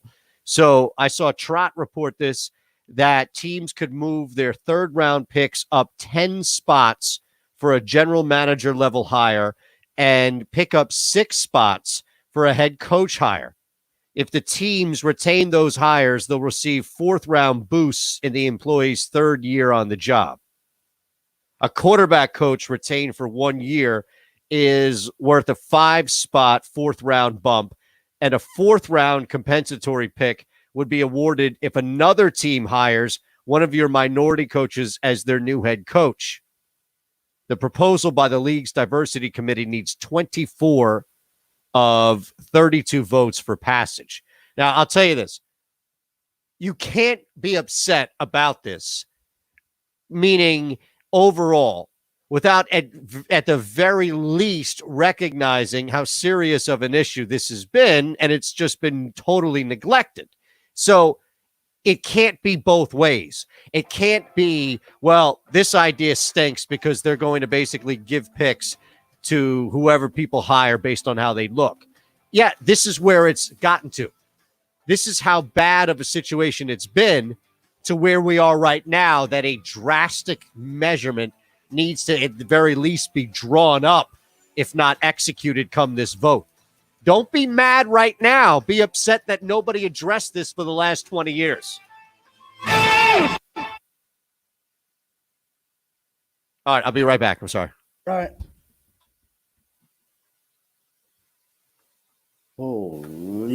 Game time decisions. I'm Gabriel Morency, inviting you to join me and the Raging Redhead Cam Stewart weekdays at 6 Eastern on SB Nation Radio, the loudest station in the nation. No games, no problem. We've got your back. Weekdays at 6. We throw it down. Best bets, props. If they're playing, we'll find a number on it. Bring it. Weekdays at 6. SB Nation Radio. Game time decisions. Game time decisions with Gabe Morency and Cam Stewart. Weekdays at 6 p.m. Eastern. Let's go. Pushing the odds with Matt Perrault. Tim Brando on Twitter to follow him, joining us on the Progressive Guest Line. People are saying without students on campus, you can't play college football. We can thank Mark Emmert for opening his mouth and inserting foot. Mark Emmert has no jurisdiction really over college football, but there's a little thing called the 1984 Supreme Court lawsuit won by the universities of Georgia and Oklahoma that forced the NCAA out of the financial realm of college football. It's like the guy in the California system making this sweeping statement about nothing but online classes later in the year, and he's making the decision with data in May. These guys that just want to see their names in print making bold decisions that they don't have to make, they illustrate what happens with misuse of power. And the real leaders are doing the right things behind the scenes, and then they'll make their splash when the time comes. And I'm telling you, I think that time will be sometime next month. Pushing the odds with Matt Perrault. Weekday afternoons from 1 to 4 Eastern on SB Nation Radio. Wake up call. And one of the things I do like about Rodgers that is not like other quarterbacks in this league, and even veterans in this league who tend to not speak their mind, Rodgers speaks his mind. He's going to probably have a lot to say about this organization not meeting the needs of a 13-3 team that was a win away from the Super Bowl. So gone are the days of RELAX. Yeah, I think so. Wake up call with Tony D and Ron Culver. Weekday mornings. Wake up call. I would say this too. If you're going to do the Peyton Manning challenge, do it after the Tiger Woods, Phil Mickelson, Tom Brady. Right. event. Right. That Absolutely. way you get the behind the scenes scoop. Like, okay, what's Tiger really like? I'll tell you what, man, Tiger does not shut up. That whole time we were playing, Tiger could not stop talking the whole time. I think I talk a lot. Tiger talks. That would be great. Yeah. I would be totally into that. Does Phil just walk around flexing all the time? Phil thinks he's good. Nobody loves Phil than Phil. Like, if you've got that information, that'd be gold. Like, I like Phil, but I don't like Phil as much as Phil likes Phil. You know what I mean? I had my fill of Phil after hole 3. How about that? That would be great. That's worth $500,000. Oh, easily. Wake up call with Tony D and Ron Culver. Weekday mornings. Pharrell. Coast to coast. I do Pharrell Coast to Coast on SB Nation from 4 to 6 Eastern. It's my Sports Grid show. I know you love it. I'm talking to the coolest people in sports, unique characters, you name it, I bring it to you. Wait to get a load of me when I'm on at 7 p.m. Eastern. We do a show called In Game Live, where I show you how much of an in-game betting problem that I have. Pharrell Coast to Coast with Scott Pharrell. Weekdays from 4 p.m. to 6 p.m. Eastern. The second level. The first, and I can't get it out of my head, Tony's Fauci is awful. I think I've heard Tony do other impressions. I've heard him do voices, if you will.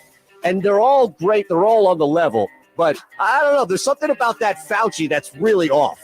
This is the dueling Faucis here. That the idea of having treatments available to facilitate the reentry of students into the fall term would be something that would be a bit of a bridge too far. Or we may never be able to shake hands ever again. It's more like if you have two people in a room, it's better if one of them leaves. Tony's Fauci sounds like what the real Fauci would sound like if he were yelling. The real Fauci sounds like he's been yelling at the president for the last 8 hours. The Second Level, weekdays from 11 a.m. to 1 p.m. Eastern. If business, pleasure, or sports fandom takes you to Houston, Dallas, Austin, Fort Worth, or San Antonio, check out CultureMap.com to get the scoop on the local favorites. From the best restaurants, bars, pubs, and clubs to the biggest sights and sounds each city has to offer, CultureMap has it all. Just head over to CultureMap.com. The expert team personally reviews and visits each. Okay. You get the best experience. And if you're coming back, sign up for free Culture Map updates at CultureMap.com. If business, pleasure, or sports fandom takes you to Houston, Dallas, So we got Austin, Jim Fort Trotter, Worth, or San 740. Antonio, check out CultureMap.com to get the scoop on the local favorites. From the best restaurants, bars, pubs, I have somebody the at biggest sights and 640. sounds each city has to offer, Culture Map has it all. Just head over to CultureMap.com. The expert. Okay, what are you thinking about? I don't know. We might just leave it open. That's fine. Okay. I'm not All right. sure yet. Let me know. Yeah, updates I at will. CultureMap.com. Colin Ward Henniger. My name is Megan Eddings. Yes. Okay, this Oh, G that is cell hard. lifestyle. Research shows Believe it is. I'll double check with him when we get him on. Okay. coronavirus. Excel Lifestyle's Prima Oh, antibacterial face masks are soft, washable, and double layer for added protection. To purchase you and your loved one's face mask, Oh, did please go to Jack ever give you the excellifestyle.com. menu That's cut? ACCEL. Yeah, I got it right here. How long is Once we receive your order, we will ship your mask I believe it's 3 minutes. and stay safe. Yeah, can't it's too play it long here. right here. Yeah, it's 3 minutes exactly.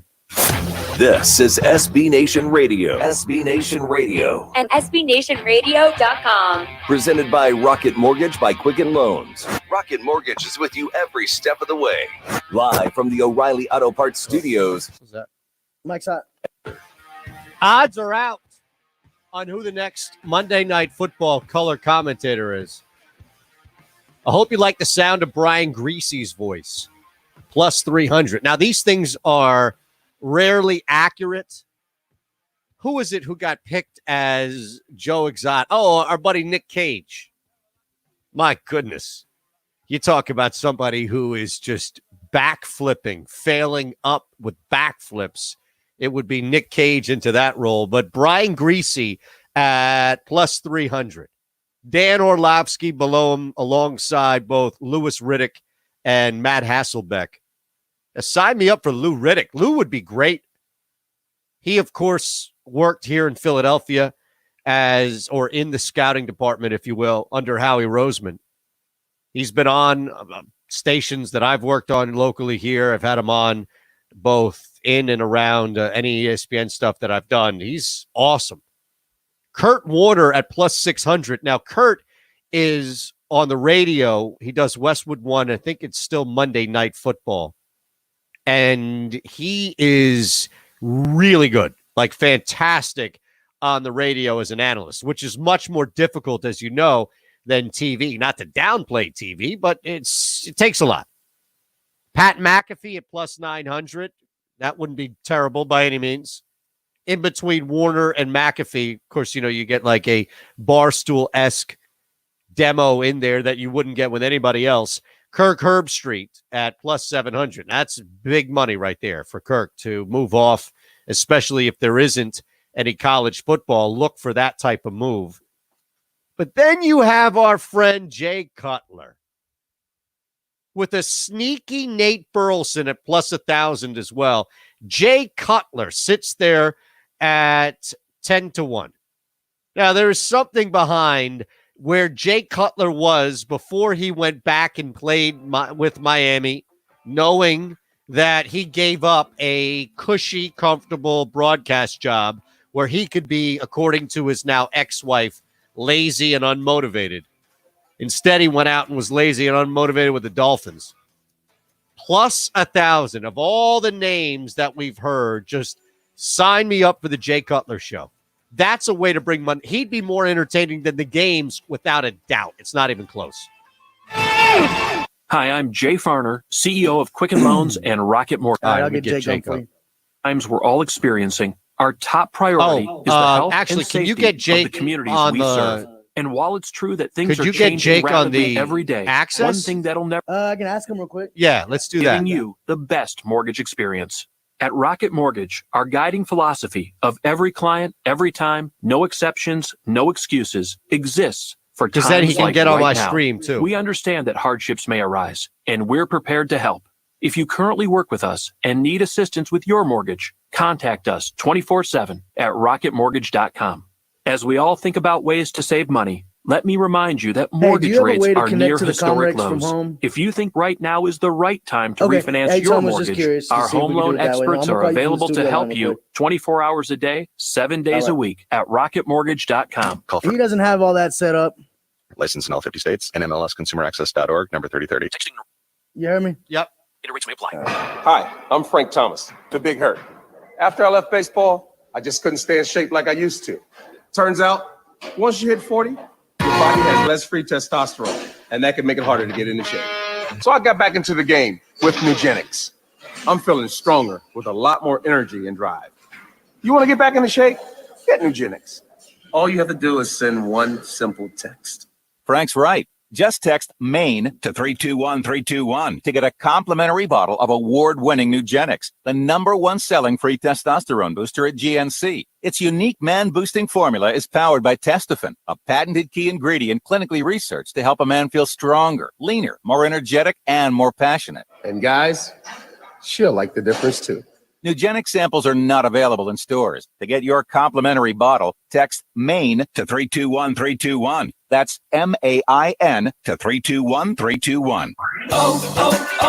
O'Reilly. When you need auto parts, O'ReillyAuto.com is just a few clicks away. We offer convenient options for you to get your parts quickly. Order online and pick up for free at your local O'Reilly Auto Parts store. We'll even bring it out curbside. Or you can have your parts delivered right to your door with free shipping on most orders over $35. Visit O'ReillyAuto.com. O'Reilly Auto Parts. Introducing AutomotiveMap.com. Jake said he entered your broadcast. In the world of auto. He said he could just do it and then put himself on mute or something. That way you could see him and the sound will come through the station.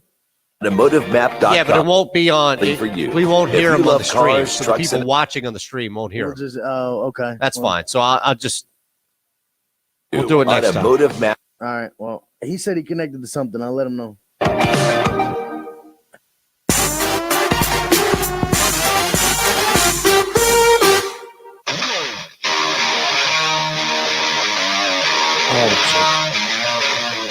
Jake got disconnected. He's calling me back right now. Okay.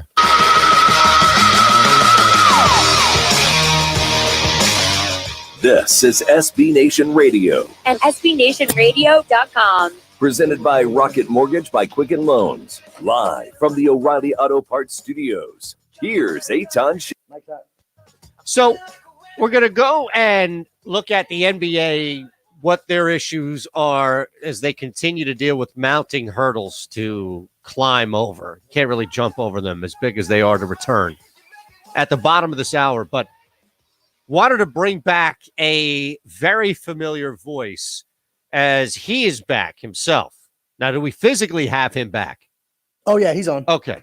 So we go out to the progressive guest line. The last time he'll ever be on as a guest on the progressive guest line as Jake Asman back as a fixture on SB Nation Radio. And I know I speak for everybody. Like, I can't imagine there is anybody in the building who would have anything negative to say about that. Jake Asman, welcome back, sir. Eitan Shander, it is an honor to be back, and I'm excited that my first time back on SB Nation Radio since March 30th, I think is the day, is with you. No better guy to do it with. So thanks so much for having me, and I really appreciate the kind words. Well, what's been the most or the biggest non-Asman thing you've been doing during your furlough time? There's been a lot, actually. I've tried to use this time on furlough to learn some new skills, see some shows I had never seen, watch some movies I'd never seen. Well, give me a new where do you want skill. to start? You can't look. You can't give me generic answers and expect me to move on here. Give me a new skill you've picked up. You know how to juggle, knit. Basic cooking skills I now can do. I can make steak. I can make chicken. You're talking to a guy, Eitan, that's never scrambled his own eggs before up until about a month ago. So I basically self-taught myself how to do basic cooking. I'm not awful at it now, which is fantastic.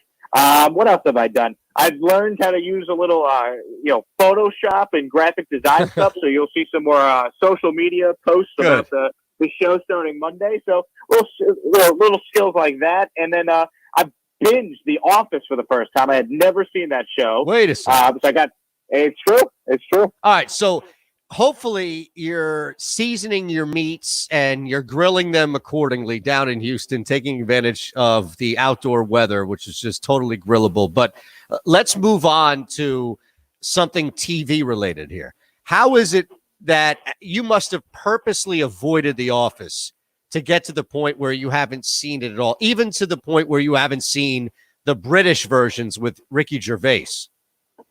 It's true. It's almost as if I was avoiding it. I just, what's funny? I never got around to it. I'm a huge Seinfeld fan. I saw Friends. I've seen. So that's it. You've seen one. You've seen them all. That's it. I just never got to it, and I knew I would love it. Jose Partida, of course, is the biggest Office fan I know, so he's always telling me to watch the show. And I said, you know what? I right now I'm on a point, so I got nothing else to do. So I binged all 188 episodes in about 3 weeks, and I was missing out on it for a long time. And it's so surreal, like all the different pop culture references to it, and all the memes that are out there on social media. That for a while I just knew it was Office related, but never really understood it. So to now to be in that conversation about 7 years later than I probably should have been, I'll take it. All right, so this is fascinating to me. What is the first meme that comes to mind where you were watching the show and you were like, that's it, like that's the one? I've used that 100 times and now I know what it's come down to? Because I have a couple suggestions if you're blanking, but I'm sure something must come to mind, right? There's a ton. I mean, all the Michael Scott ones. Oh, yes, and I'm sure it has to be a Michael Scott one. Has to be. But there are so many other ones, too, that were subtle ones that I didn't even realize were Office memes. There's one of Stanley Hudson, passed out on the floor that I've seen on Twitter. Oh, yeah, well, after he's doing the push-ups? Yeah. No, that's when he has the heart attack, I think, actually. Sorry. One of them was the heart attack, and then one of them was one after he injected himself with a tranquilizer at the end of the episode. I think it was one of the later season episodes. There's a bunch of Dwight that I now can reference and understand. There's one of Ryan Howard writing down something on a notepad that I've seen people use all the time. Absolutely. So things like that. I knew it was Office related, but now to actually have seen the show, I'm glad I got that in the tool belt now that I can say I've binged The Office. Well, now your binge days are over because you're back to work, right? Or do you have time still to binge and pick up new shows? Well, we still don't have much sports, right? So that's kind of filled a lot of the time. That and movies. I've watched 31 movies I had never seen before. 31 as well, Eitan. 31.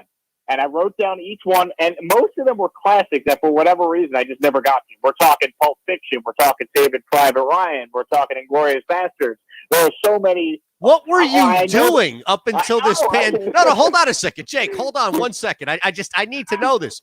What the hell were you doing up until this pandemic has taught you how to cook, allowed you to watch one of the most iconic sitcoms for whatever reason you've neglected, and now you're watching movies like Saving Private Ryan and Pulp Fiction? Where were you on this planet before this pandemic hit? It's a great question, and listen, I have to be accountable here. This was my responsibility. I created this mess, but I tried to use the time off to catch up on movies and TV shows and put myself in better position to understand all that's out there. I mean, I didn't even name some of the other classics that you're going to kill me for. No. Let's look at this. Let's look at this. Get how you have the list in front of you, or maybe you know it by heart, but you have access to this. Okay. So let's look at it from let's just look at sports movies. Are there more than 5 sports movies on that list, would you say, of 31 classics that you've never seen? It's actually the opposite. So, those are probably the movies I've seen the most, just, being a passionate sports fan. Is there any sports movie on there? Let me take a look at. There actually might not be a single sports movie on here now that I'm looking at it. Okay. Yeah, and Now, all right. Here's one. I'm curious. Ford vs. Ferrari was racing. That's all I have for you there. That's all right. Racing technically counts. Bull Durham. Bull Durham. There's the one iconic sports movie I had never seen. Bull Durham. Watched it during this quarantine. Yeah, and it's a little overrated for me, but that's fine. I've seen it, so now you've seen it. You can cross it off your list. Is Dumb and Dumber on that list? Dumb and Dumber is indeed on that list. How did I know? It felt like a movie that you didn't watch for whatever reason. Somebody told you it's the funniest movie you've ever seen, and you thought there's no possible way. And now you sit back and think, you know what? Maybe this person was onto something. Dumb and Dumber, excellent. There were some all-time comedies that I just, for whatever reason, I never saw. I'm a big Eddie Murphy fan, and I've seen most of his movies, but for whatever reason, I never had seen Coming to America until about a month and a half ago. It's true. That's like never. What did you say? Scrambling your own eggs? Scrambled some eggs for the first time, Eitan. That's the movie equivalent of not seeing Coming to America. Like, of all the movies on your list, I don't know. This is the game now to play. I don't think you could name another movie. I'll give you 3 chances, okay? I don't think you could name another movie outside of the one you did in Coming to America that would be more of a shock to, wow, you haven't seen that movie? Like, you haven't seen Coming to America. That's a shock, I think, for anybody. You're right. It is an all-time. It is an all-time comedy. There's no doubt about that. I think I have one that you're going to go ballistic to the fact that I have never seen it before. If it's not White Man Can't Jump, then it's not going to be Coming to America. No, it is not that. It's funny because I had seen clips of the movie. I've seen it on TV, but I've never sat down and watched it start to finish. And that movie is old school. I had never seen it start to finish, and I got that off the list. You know, I don't feel as much of a shock. There is a shock to it just because the movie is a classic.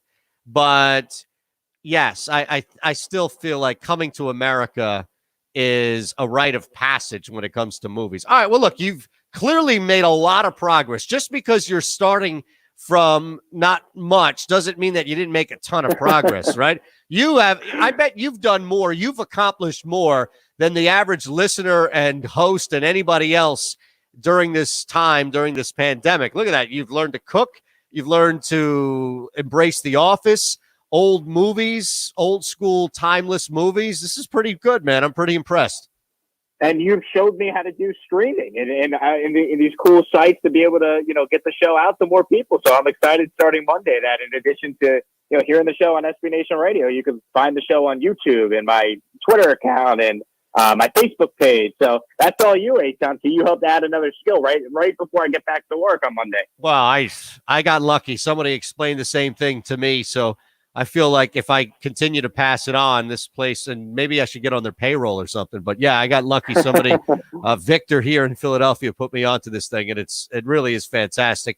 Leave us with this, Jake, a little tease. What's been the biggest issue, the biggest topic, the biggest source of frustration that you've had over the last week, knowing that you're coming back on Monday, 9 to 11 Eastern, leading right up to my show? And I'm so thrilled to have you on as a show leading into mine. Trust me, I'll definitely take the benefit of it. But give us something that you've been thinking about to the point where it's like, I can't wait. Just let me get on the air. 9:12 a.m. Eastern time. I'm coming out of the gate with boom. That's a great question. It's tough because it changes by the day. I mean, between the DeAndre Baker and Quentin Dunbar story, I can't wait to have some fun with that on the air because I just can't believe that seems to be a real story. But I'll tell you what, because the show starts Monday and we're coming off the last 2 episodes of The Last Stand, barring something crazy happening over the next 2 days, I can't wait to give my thoughts on that documentary and kind of see how it ends and kind of put the Jordan talk in perspective Monday morning. So I'm definitely looking forward to that. Well, think about it. I mean, that's the equivalent of Pulp Fiction Coming to America, a timeless classic here. So I'm happy that you're having the chance to see it now, but it is fantastic it's mesmerizing to see somebody's mind work the way in which Michael Jordan's did. And then, and this is something that you're kind of getting a small appreciation for it, but they need to do one on Phil Jackson in his own right, just so you can see what he was doing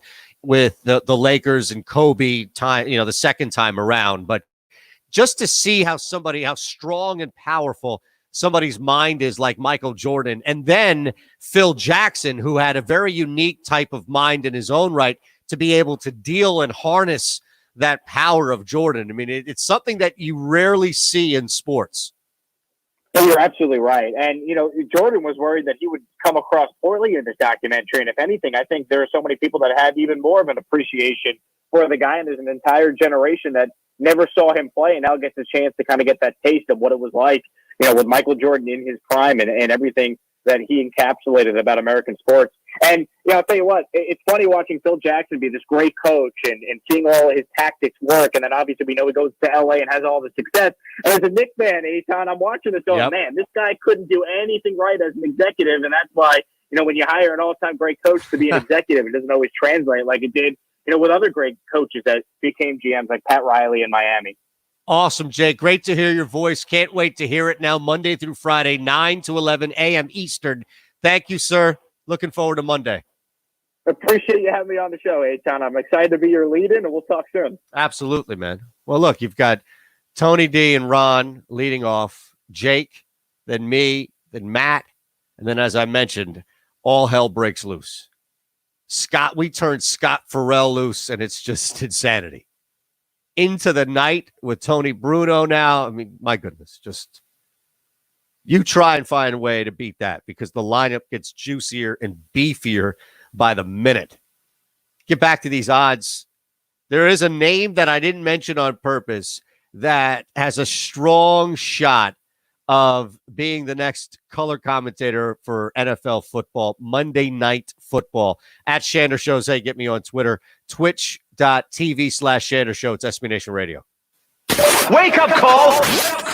When my son goes down to Gainesville to go to the University of Florida, my advice to him will be, do not be Florida man. Tom Brady was only there for a week. Right. And he's done two things now where he's Florida man. It's something that just comes over people and is they're it like, the water? wow. Is it the sunshine? My question to you, Father, is if he starts to become that, do you pull him out? That's a good question. That's where I might have to sit with my wife and go, look, he's putting toothpicks in light sockets. He's walking around with an open umbrella during a lightning storm. We have to sit down and reassess his post-high school education. He's walking into people's houses thinking it was his professors. He's right. Yeah, right. Exactly. We can't have this. Yeah, I'm a little concerned. Throwing footballs in a park that's closed. It's closed. Wrestling alligators. I don't want you doing that. Or petting alligators, whatever. Don't do any of these Florida man things. I'm just afraid it's in the water. Wake Up Call with Tony D and Ron Culver.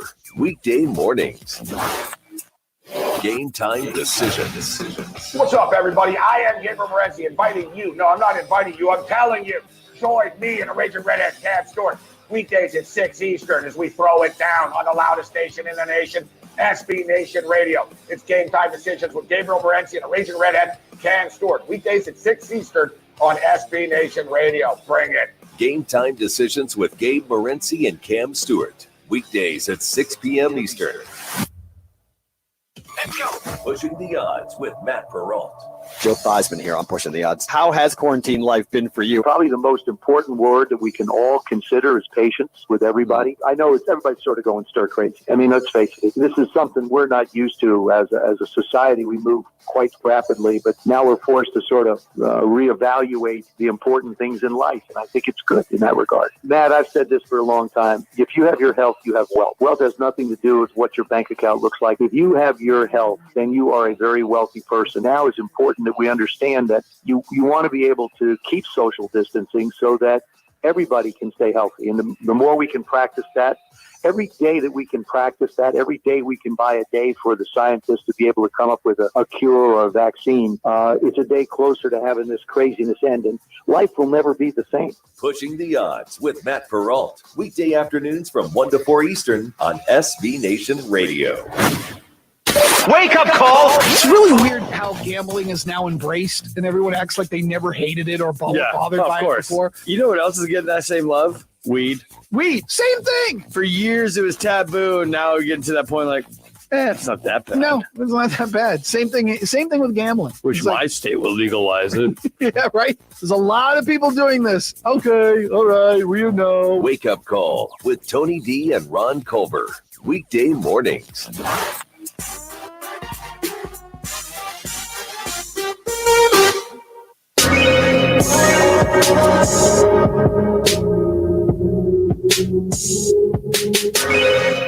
This is SB Nation Radio, And SBNationRadio.com. presented by Rocket Mortgage by Quicken Loans, live from the O'Reilly Auto Parts Studios. Here's Mike's hot.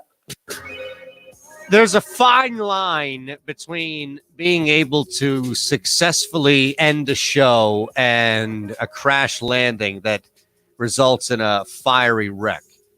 And I'll give you an example. I just saw this tweet. Rotten Tomatoes put it out. At Rotten Tomatoes, what is the worst TV series finale of all time? I threw Dexter in there twice. Dexter was just such a ridiculously bad ending. The final season felt like, we talked about Fred Willard improving scenes. It felt like the writers weren't even writing. It was just like people showed up. What should we do? What should we talk about today? I don't know. Maybe I should say this. Yes. You say that. Definitely. You say that. Now what? I don't know. Maybe she said, yes, you say that. That's what it felt like for the final 2 years. John Lithgow, that was masterful television when John Lithgow was on Dexter. Then it just was awful and fell off the face of the planet, a lot like Game of Thrones. Now, at BN Wabara tweets in, Sopranos by far. Here's why I didn't put The Sopranos on my response. Because when you look at the worst TV series finale of all time, when you look at something so bad, a finale that's so bad, it's not, for me, it's not one. For me, it's not the final episode. And if it is the final season, we're talking about all encompassing, right? Or even one episode, if you so truly want to focus on one. The Sopranos finale, much like Seinfeld's finale, the Sopranos and Seinfeld finales did not drag the show down. Yeah, people were upset about how it ended. People were upset because they wanted Tony to be dead on screen, or they wanted Tony to get away. Whatever it is, they wanted real closure on screen. But nobody says, and if they do, they're idiots. Nobody says, well, I had The Sopranos as the number 2 show of all time until the season finale in the final season. The series ends with that ending, and then I moved it down to 11. Hey, don't listen to somebody that's stupid. If you didn't like The Sopranos as far as not being a top 3 or top 5 show, it had nothing to do with the series finale. Much like the series finale of Seinfeld didn't detract from your love, appreciation, or dislike of the show. If you're not a fan of Seinfeld, it wasn't because of the final episode. Now, the flip side is a show that limps into the end, and a show whose final season or ending is so bad that it does impact and it does take away from anything positive. And yeah, damn it, Dexter's ending, both the final season and the final episode, were atrocious.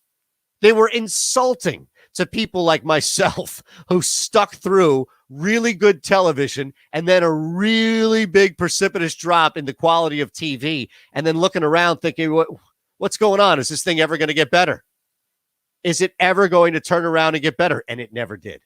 It got worse until that final series finale, that final episode where it was just rushed trash shoved down your throat. Now, that fine line is what happened to Dexter, that character, versus what happens to Michael Chiklis's character in The Shield. They both get put imprisoned, if you will, mentally in this hell, where they're just stuck in this purgatory. They can't be crooked, and they can't really get out of what they're doing. They're stuck following. They're stuck following the rules. They're stuck being members of society. to where they can't draw outside the line, to where they can't drive off the road, off-road, in the breakdown lane. They have to follow every single rule, which drives them, which burns them inside. But they also can't really divert from that. Otherwise, they'll be in huge trouble. Now, Chiklis that finale fit because everything was building up to the Shield ending to where there was really no other way. Michael Chiklis was either going to turn his gun on himself or he was going to be stuck in some ridiculous purgatory where he couldn't leave his desk. And he was a desk cop after basically running half of the city. Same thing here, except the finale in Dexter was so bad that it never fit that character. At no point was that ever referenced as some sort of personal hell. Now, you do have to throw Game of Thrones in there as well. I'm curious to see where people go here. At Delco Special, True Blood. I've heard a lot of bad things about True Blood. A lot of bad things from a lot of different people on Twitter, including, of course, JB here at Delco Special. I don't know what it is about that show that just turned so bad. I never watched that. I never watched Lost, but Lost is another show that people say was just awful. I'll give you a show. We always talk about the bad ones, right? And Rotten Tomatoes put this out. There's a great ending. If you've ever seen the show The Leftovers on the HBO, on Leftovers, it is in. So if you want to look at a show that started out first season really weak, first season was aimless, didn't really feel like it had any direction. They took some time off. They came back with 2 more seasons. And the third season, although it was shorter than the second, the third season added a level of closure to the story in which you really walked away satisfied, which is very difficult. But it honored the story. It honored the characters. There was no major rush to the finish. There was no herky-jerk type motion that you didn't really see from any of these people. But it's the last episode, the last season. You got to get it done. The Philly Mick on Twitter. Dexter finale was so weird. He just drove his boat off into the sunset, left his son with that crazy ex of his. Well, he didn't drive his boat off into the sunset. He drove his boat off into the ocean to dump the body of his sister who died. That's what he did. Then he comes back and he's stuck as some lumberjack up in the middle of nowhere to where he can't do anything. That's the comparison with Chiklis. Interesting here. We'll hit up some NBA, though, as there is a serious situation brewing on what star players want to return versus the health and safety issue. Colin Ward Henniger is going to join us next here on SB Nation Radio.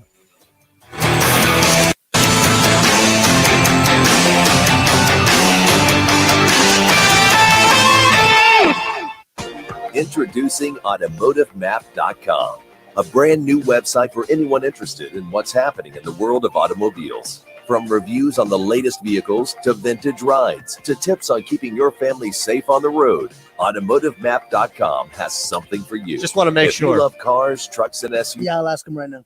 Using technology. Easy, Jeff. That show is shit. I didn't spoil it for you. I saved you from watching it. You should be thanking me. Here at Rocket Mortgage and the preventing you from watching that crap. Our team members knows a hero. My Uncle Paul, who works long hours at the grocery store to make sure that people can put food on the table. We really want to thank my wife's cousin Marie, who works so hard as a nurse saving others. Thank you for being a hero. Oh, you didn't see the John Lithgow seasons then, right? Leave their homes to keep us safe in ours. We thank you. From the front lines to behind the scenes, we see you.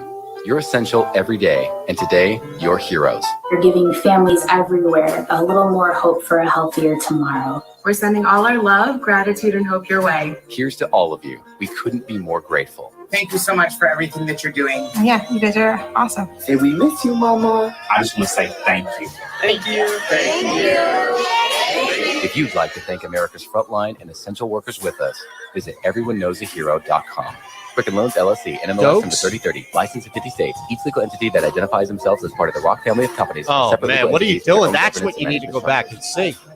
Tired of paying outrageous prices? Go for back Viagra? and watch. I Well, think it we might have be season great news. 3 Now or you 4. can finally get Viagra. That's at the huge one to discount. watch. Generic Sildenafil allows you to save up to $650 The season on with Viagra. John Why pay Lithgow name brand prices of $15 per is pill or more when you can get the outstanding. same results for less than $3 a pill? Call today and get 50 generic Sildenafil pills for only $99. This can cost as much as $750 at your local pharmacy. You can't afford not to call us. If you want Viagra at the lowest prices, never pay $15 a pill for the name brand again. Get generic Sildenafil for less than $3 a pill. Call 800-450-5582 today and save up to $6. Hey, yeah, and get it's Henniger. Damn it. Okay. $99. Generic. Yeah, Jur instead of Got it. Jur. And affordable. Operators are waiting to take your call now. Call 800-450-5582. That's 800-450-5582. Again, 800-450-5582. O'Reilly. Could your car use a spring cleaning? Now's the time to stop by O'Reilly Auto Parts during Clean Car Month for great deals on everything you need to keep your car looking new, like Mother's California Gold Wash and Wax, just $4.99 for a 64-ounce bottle. Save big on your spring cleaning car products today. O'Reilly Auto Parts. Better prices every day. O'Reilly Auto Parts.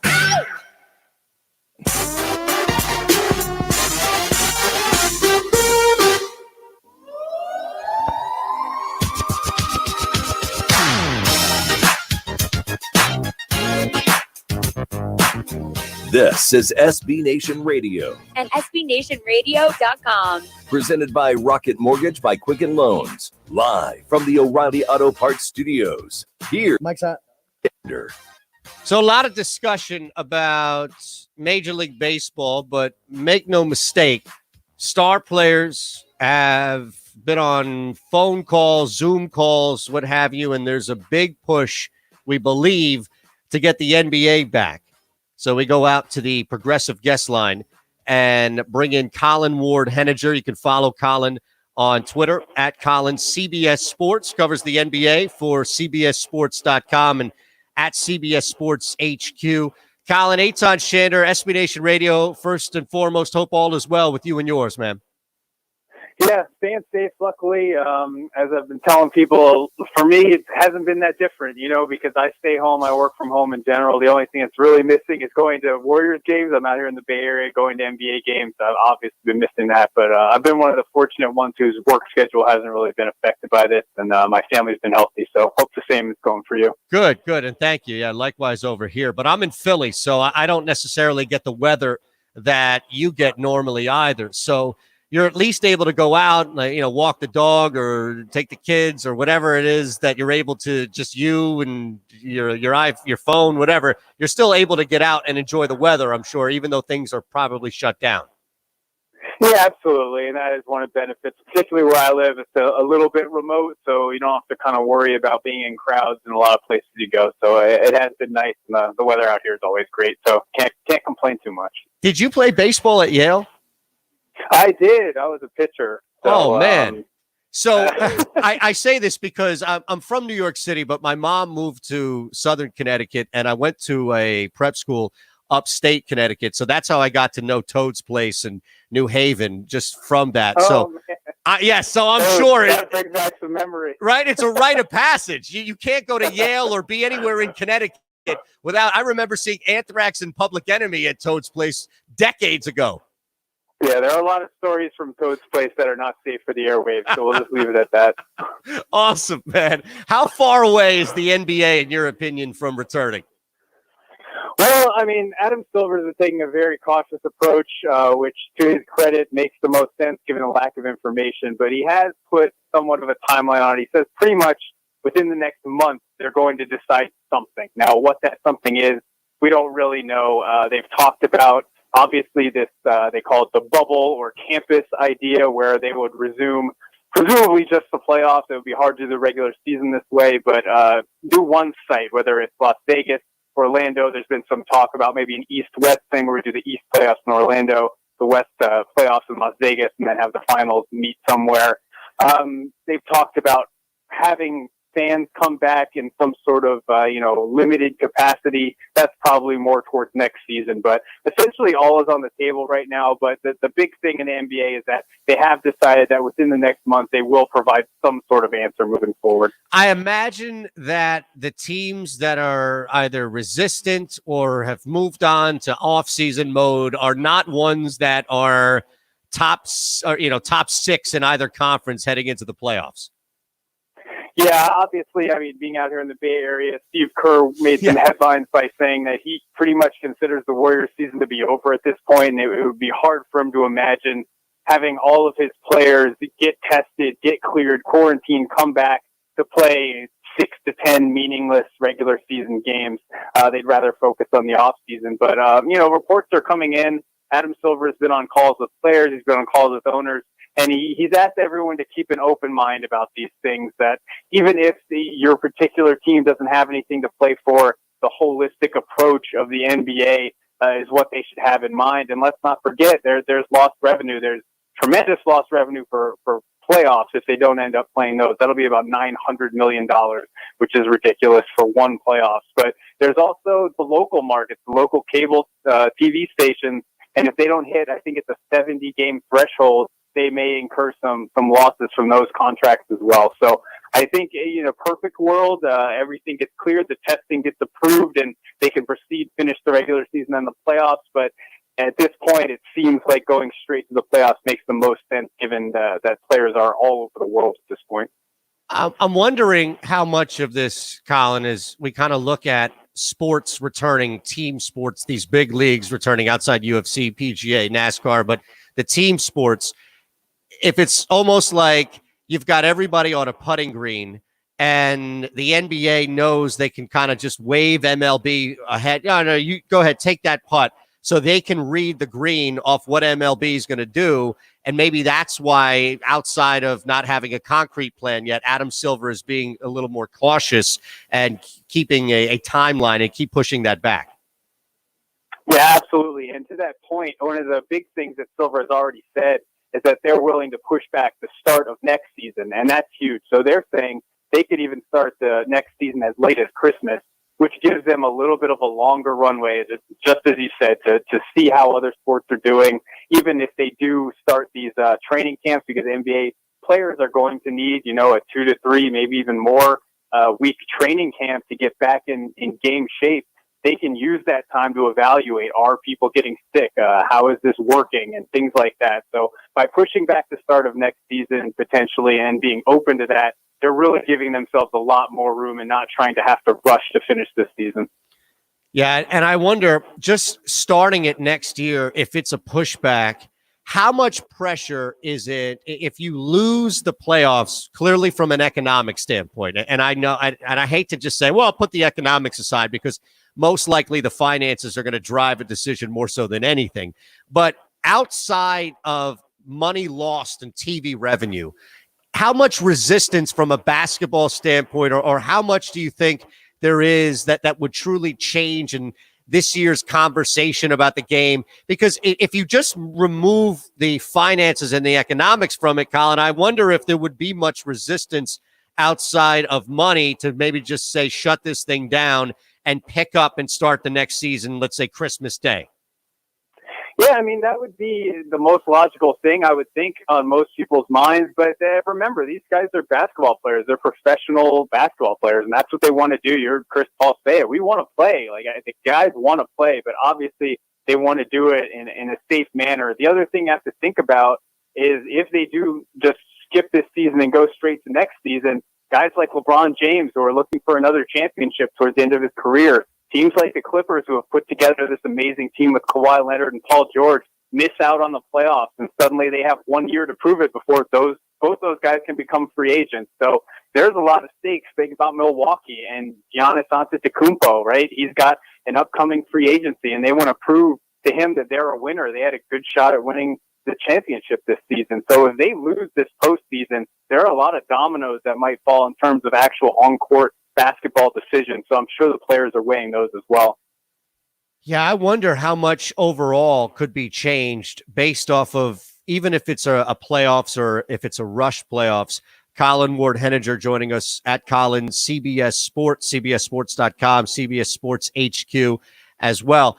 When you look at, I'll just use an example here, Philadelphia, Brett Brown's job is on the line every day. They lose a game, it's because of him. And if they win, he's never mentioned. That's just, typical. But there's also a general belief that just based on how this season was going, he wouldn't last anyway. I mean, it would take like a miraculous run to the finals.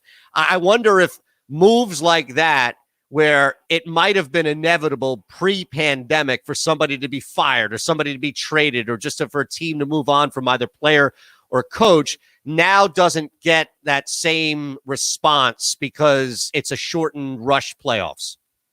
No, you're absolutely right. And it's funny you mentioned Brett Brown. The yearly, if the Sixers don't win the championship, Yes. Brett Brown's going to get fired. We just go through this every year. Great for me on local radio, brother. Trust me. But yeah, as a fan, my head spins around. Yeah, but you're absolutely right. So we're seeing it now. The draft process is obviously getting moved back.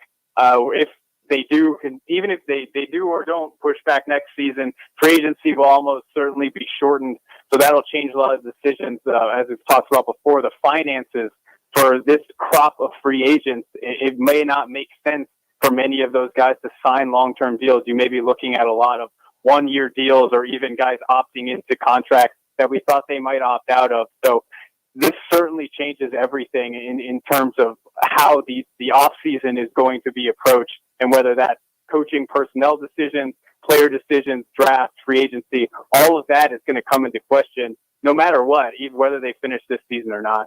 One thing, and just looking at it from a betting standpoint, a future standpoint, what happens, in your opinion, if the NBA comes out, Silver says, look, guys, we want to return. We can return, but we can't do the final, I think it was like 18 games or so for the regular season. We're just going to move this thing to the playoffs. What happens to individual awards, MVP, comeback player of the year, things that normally get voted on for the regular season? Yeah, I think being 60 or some odd games into the season, I think we have enough to go to hand out those awards. I think they will be given out even if this season is canceled. As for Vegas and win total over-unders, things like that, I don't know how they would handle something like that. All I know is that there were some problems with Vegas because they were taking bets on the NBA 2K tournament. And it turns out that it was pre-recorded, so a lot of people knew what was going to happen, and they were losing a lot of money. So this has affected everything, particularly with this burgeoning sports gambling I was seeing legalized in a few states now, and will probably be legalized across the country not too far away. So, just a ton of ramifications, but I do think that we do have a big enough sample size that things like MVP, Rookie of the Year, things like that will be handed out, even if they end up canceling the regular season. Yeah, and lastly, brother, I'm just curious if there's anything, like, is there an award that you think truly needed the final? Because you're right, we have enough of a sample size beyond a sample size to make a definitive decision, but I wonder if there was an award that maybe jumps out, even if it's like Coach of the Year, where you thought, that award specifically probably could have used another 10 to 15 games for me to determine 1 versus 2, not to make an overall decision, but just to determine who wins between, the top 2 or 3. No, I will say that the MVP race, Giannis had it locked up early in the season, but LeBron James was making a real push for this. And this is true. I talked to voters about this, and this is really happening. So the numbers are probably in Giannis's favor, but the narrative that LeBron was developing, he was playing absolutely flawless basketball. The Lakers were coming on. They had just beaten the Bucks. If they would have finished that year strong, and the Bucks by nature probably would have flipped a little bit just because they'd be looking ahead to the playoffs. They'd be resting people. Giannis only plays 30 minutes a game as it is, so we never get to see him in fourth quarters. If LeBron had a few more of those signature moments, leading the Lakers to the best record in the West, I really think he would have had a case for MVP. And as it stands, if the regular season comes to an end, and even if it resumes, I think he might have lost that momentum towards that award in particular. Colin, I can't thank you enough, man. Thanks for the time. And anybody who's ever been jammed up in that tiny-ass Toad's place up in New Haven, you got all the respect in the world for me, brother. So many pairs of shoes have been ruined on that floor. Yes. Thank you so much, man. Have a great night and be safe. All right, you too. Appreciate it. All right, Colin Ward Henninger joining us at Colin CBS Sports. Let me tell you, that place is iconic. I'll tell you about that. We'll wrap the hour next year on SB Nation Radio. Into the night. Awesome, the great man. Thank Pat you. McAfee, an award-winning. Yeah, no problem. He's Hunter really Judges good. now, Pat. I read that you said that you have no shot of being part of the Monday Night Crew. Is that a It's always better too when you have something like that in common that you can go, throw things. Oh, off of man. each other. Yeah, I saw that on his bio. I was like, whoa. Because Yale, Yale, a little bit annoyed. They New didn't win Haven the job, but is like Yale, again, and here, then obviously the it's natural thing was, not a okay, we great made a push city for at it all. last Like it's year, just let's go for it again. And every time I would economically ask a depressed. question to, It's my Connecticut people, I was basically has told, like, some that's of the gonna be a long richest shot and because poorest ESPN, cities they want up to in the receive this country boost in again. a small state. It's not necessarily So the position you're always in. Fairfield, you get outside of New Haven, and I it's think I've been really told wealthy and built up. But there are areas in New Haven not that are the just guy that's really gonna bad, really and so it's Yeah, I that think I would be, contrast. but now is not the right And then time. there's And Yale, there's like zero smack in chance. the middle of it, right? Like, yes, Into the it's night Ivy with League Tony as Bru- it gets. Yeah. But at the same Eastern, time, Toads, like, I'll tell you on the air, it's ridiculous. You know SB Nation's taking over the world, right? Why, of course. It's Pharrell here from Sports Grid. Here's what happened. They signed Pharrell Coast to Coast and Morency Game Time Decisions, put it on from 4 to 7 East, and then everybody else in our path. So that's what we're I'll do, doing man. is we're destroying them. I'll let you know if we have anybody. Absolute. And I For that last hour Yeah. tomorrow? Okay. Yep. It's gonna be You may not need it. I mean, we don't have Wake up call. any need for it now. but- We know Major League Baseball is trying to get back, but eventually it will, and eventually minor league Is baseball. will Creighton be there? back. He may. And He's if from New York City, right? No. So Creighton's no longer on the network. What? Would you go? Yeah. I thought nobody told you. You didn't know that? No. No, yeah. Last weekend was his last weekend on the network. Why? What happened? Craig decided he didn't want him on the network anymore, I guess. Who's on next? It's John Michaels. He's now on Saturdays and Sundays from 8 to midnight. I thought John Well, do does you have the like a evening rate? show. Not anymore. It's Tony Bruno's now. From Buddy, 10 to 1? From yeah. Yep. So It's going to be who's on running against a from couple 7 of to 10? bees, and you get the fans dressed up. I'll have to look and see. I'm not exactly sure. But if the Murder Hornet catches them, Wait, unfortunately, so he's got John to rip their head Michael off. got Wake up moved call from Monday through with Friday Tony to the D weekend, and Ron and Creighton got moved to the local? Yeah. Headed to shit, Texas I to didn't watch your even know team that. play, but don't know where to go for that pregame drink? Visit CultureMap.com. Yeah, Creighton didn't make a big deal out of it or announce it or anything like that. So Well, no, I don't. Antonio, from the most popular bars to those favorite dine and gems, they Culture constantly Map have has it people all. around, Then huh? before you leave town, why not visit some of the best places to shop or see some of the sights? Culture Map has extensive coverage on all the things to do in the city you're in. So check out CultureMap.com. That's CultureMap.com. looks like they have a mix. Like it could be Sports Grid with Pharrell or Dave Smith kind of mixing in that slot right before. Why not just put Patrick? I don't know. It's not much. It's not my. Damn. This is S. I know they don't get along the best, so Oh, is that right? Okay. yeah. Live from the O'Reilly Auto Parts There. Studios. That was Craig, but- Here's Eitan Shander. All right, so Toad's Place. Here, check this out. Colin Ward Henninger just joined us. Played baseball, was a pitcher at Yale. That's good baseball. And I immediately, New Haven, Connecticut, really Connecticut as a whole. Toad's Place is a top 3 mention. Oh, you're from Connecticut? You went to college in Connecticut? You drove through Connecticut? You know, you've got the casinos, but you really have Toad's Place. This is an iconic venue. The capacity at Toad's Place has to be, I mean, it is tiny, 750 people, okay? Now think about this, John. 750 people in the main room. That's nothing. And I told you, I saw Anthrax and Public Enemy do the Bring the Noise. Can you, Oh, 750? that's got to be an amazing concert. But everything is amazing, right? And here's the thing. Toad's Place is so legendary that they have the biggest acts that you can think of have gone through there. So, right, you're basically seeing like the most intimate of concerts. They have it up on their wall, this picture. Radiohead, Talking Heads, George Clinton, The Roots. Can you imagine being Bonnie Raitt? Can you imagine being Black Crowes, Joe Jackson, Ziggy Marley, Eddie Murphy?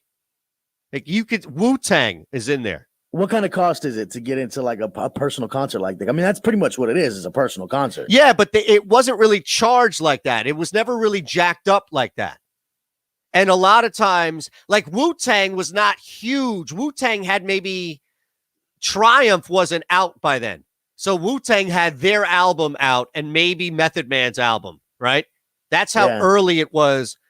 So it's not like, hey, this is like David Bowie's first tour, Little Richard's first tour wasn't there, but it's kind of like you go there for both rite of passage to experience it, and these artists go there just to be able to perform there. But I mean, 750 people. It's not as jacked up as you'd think. Sometimes it can be depending on, who it is. Like, you might spend $100 on a ticket, but if you're going to see George Clinton and P-Funk with 749 other people in a place that is an acoustic paradise, think about how small and tiny of a room it is, and they have it mastered. Man, I'm just memories. And you heard Colin, like, if this were a R-rated radio show, we'd be able to get a lot more out of it. It's one of the more iconic venues you'll ever see in this country. 750 people, jam-packed, watching Public Enemy yell, "Bring the noise." Can't beat that. Thanks, John. Jack before that. Back tomorrow, 6 to 9 Eastern. All right, my friend. All right, dude. I'll catch you tomorrow. Let me know if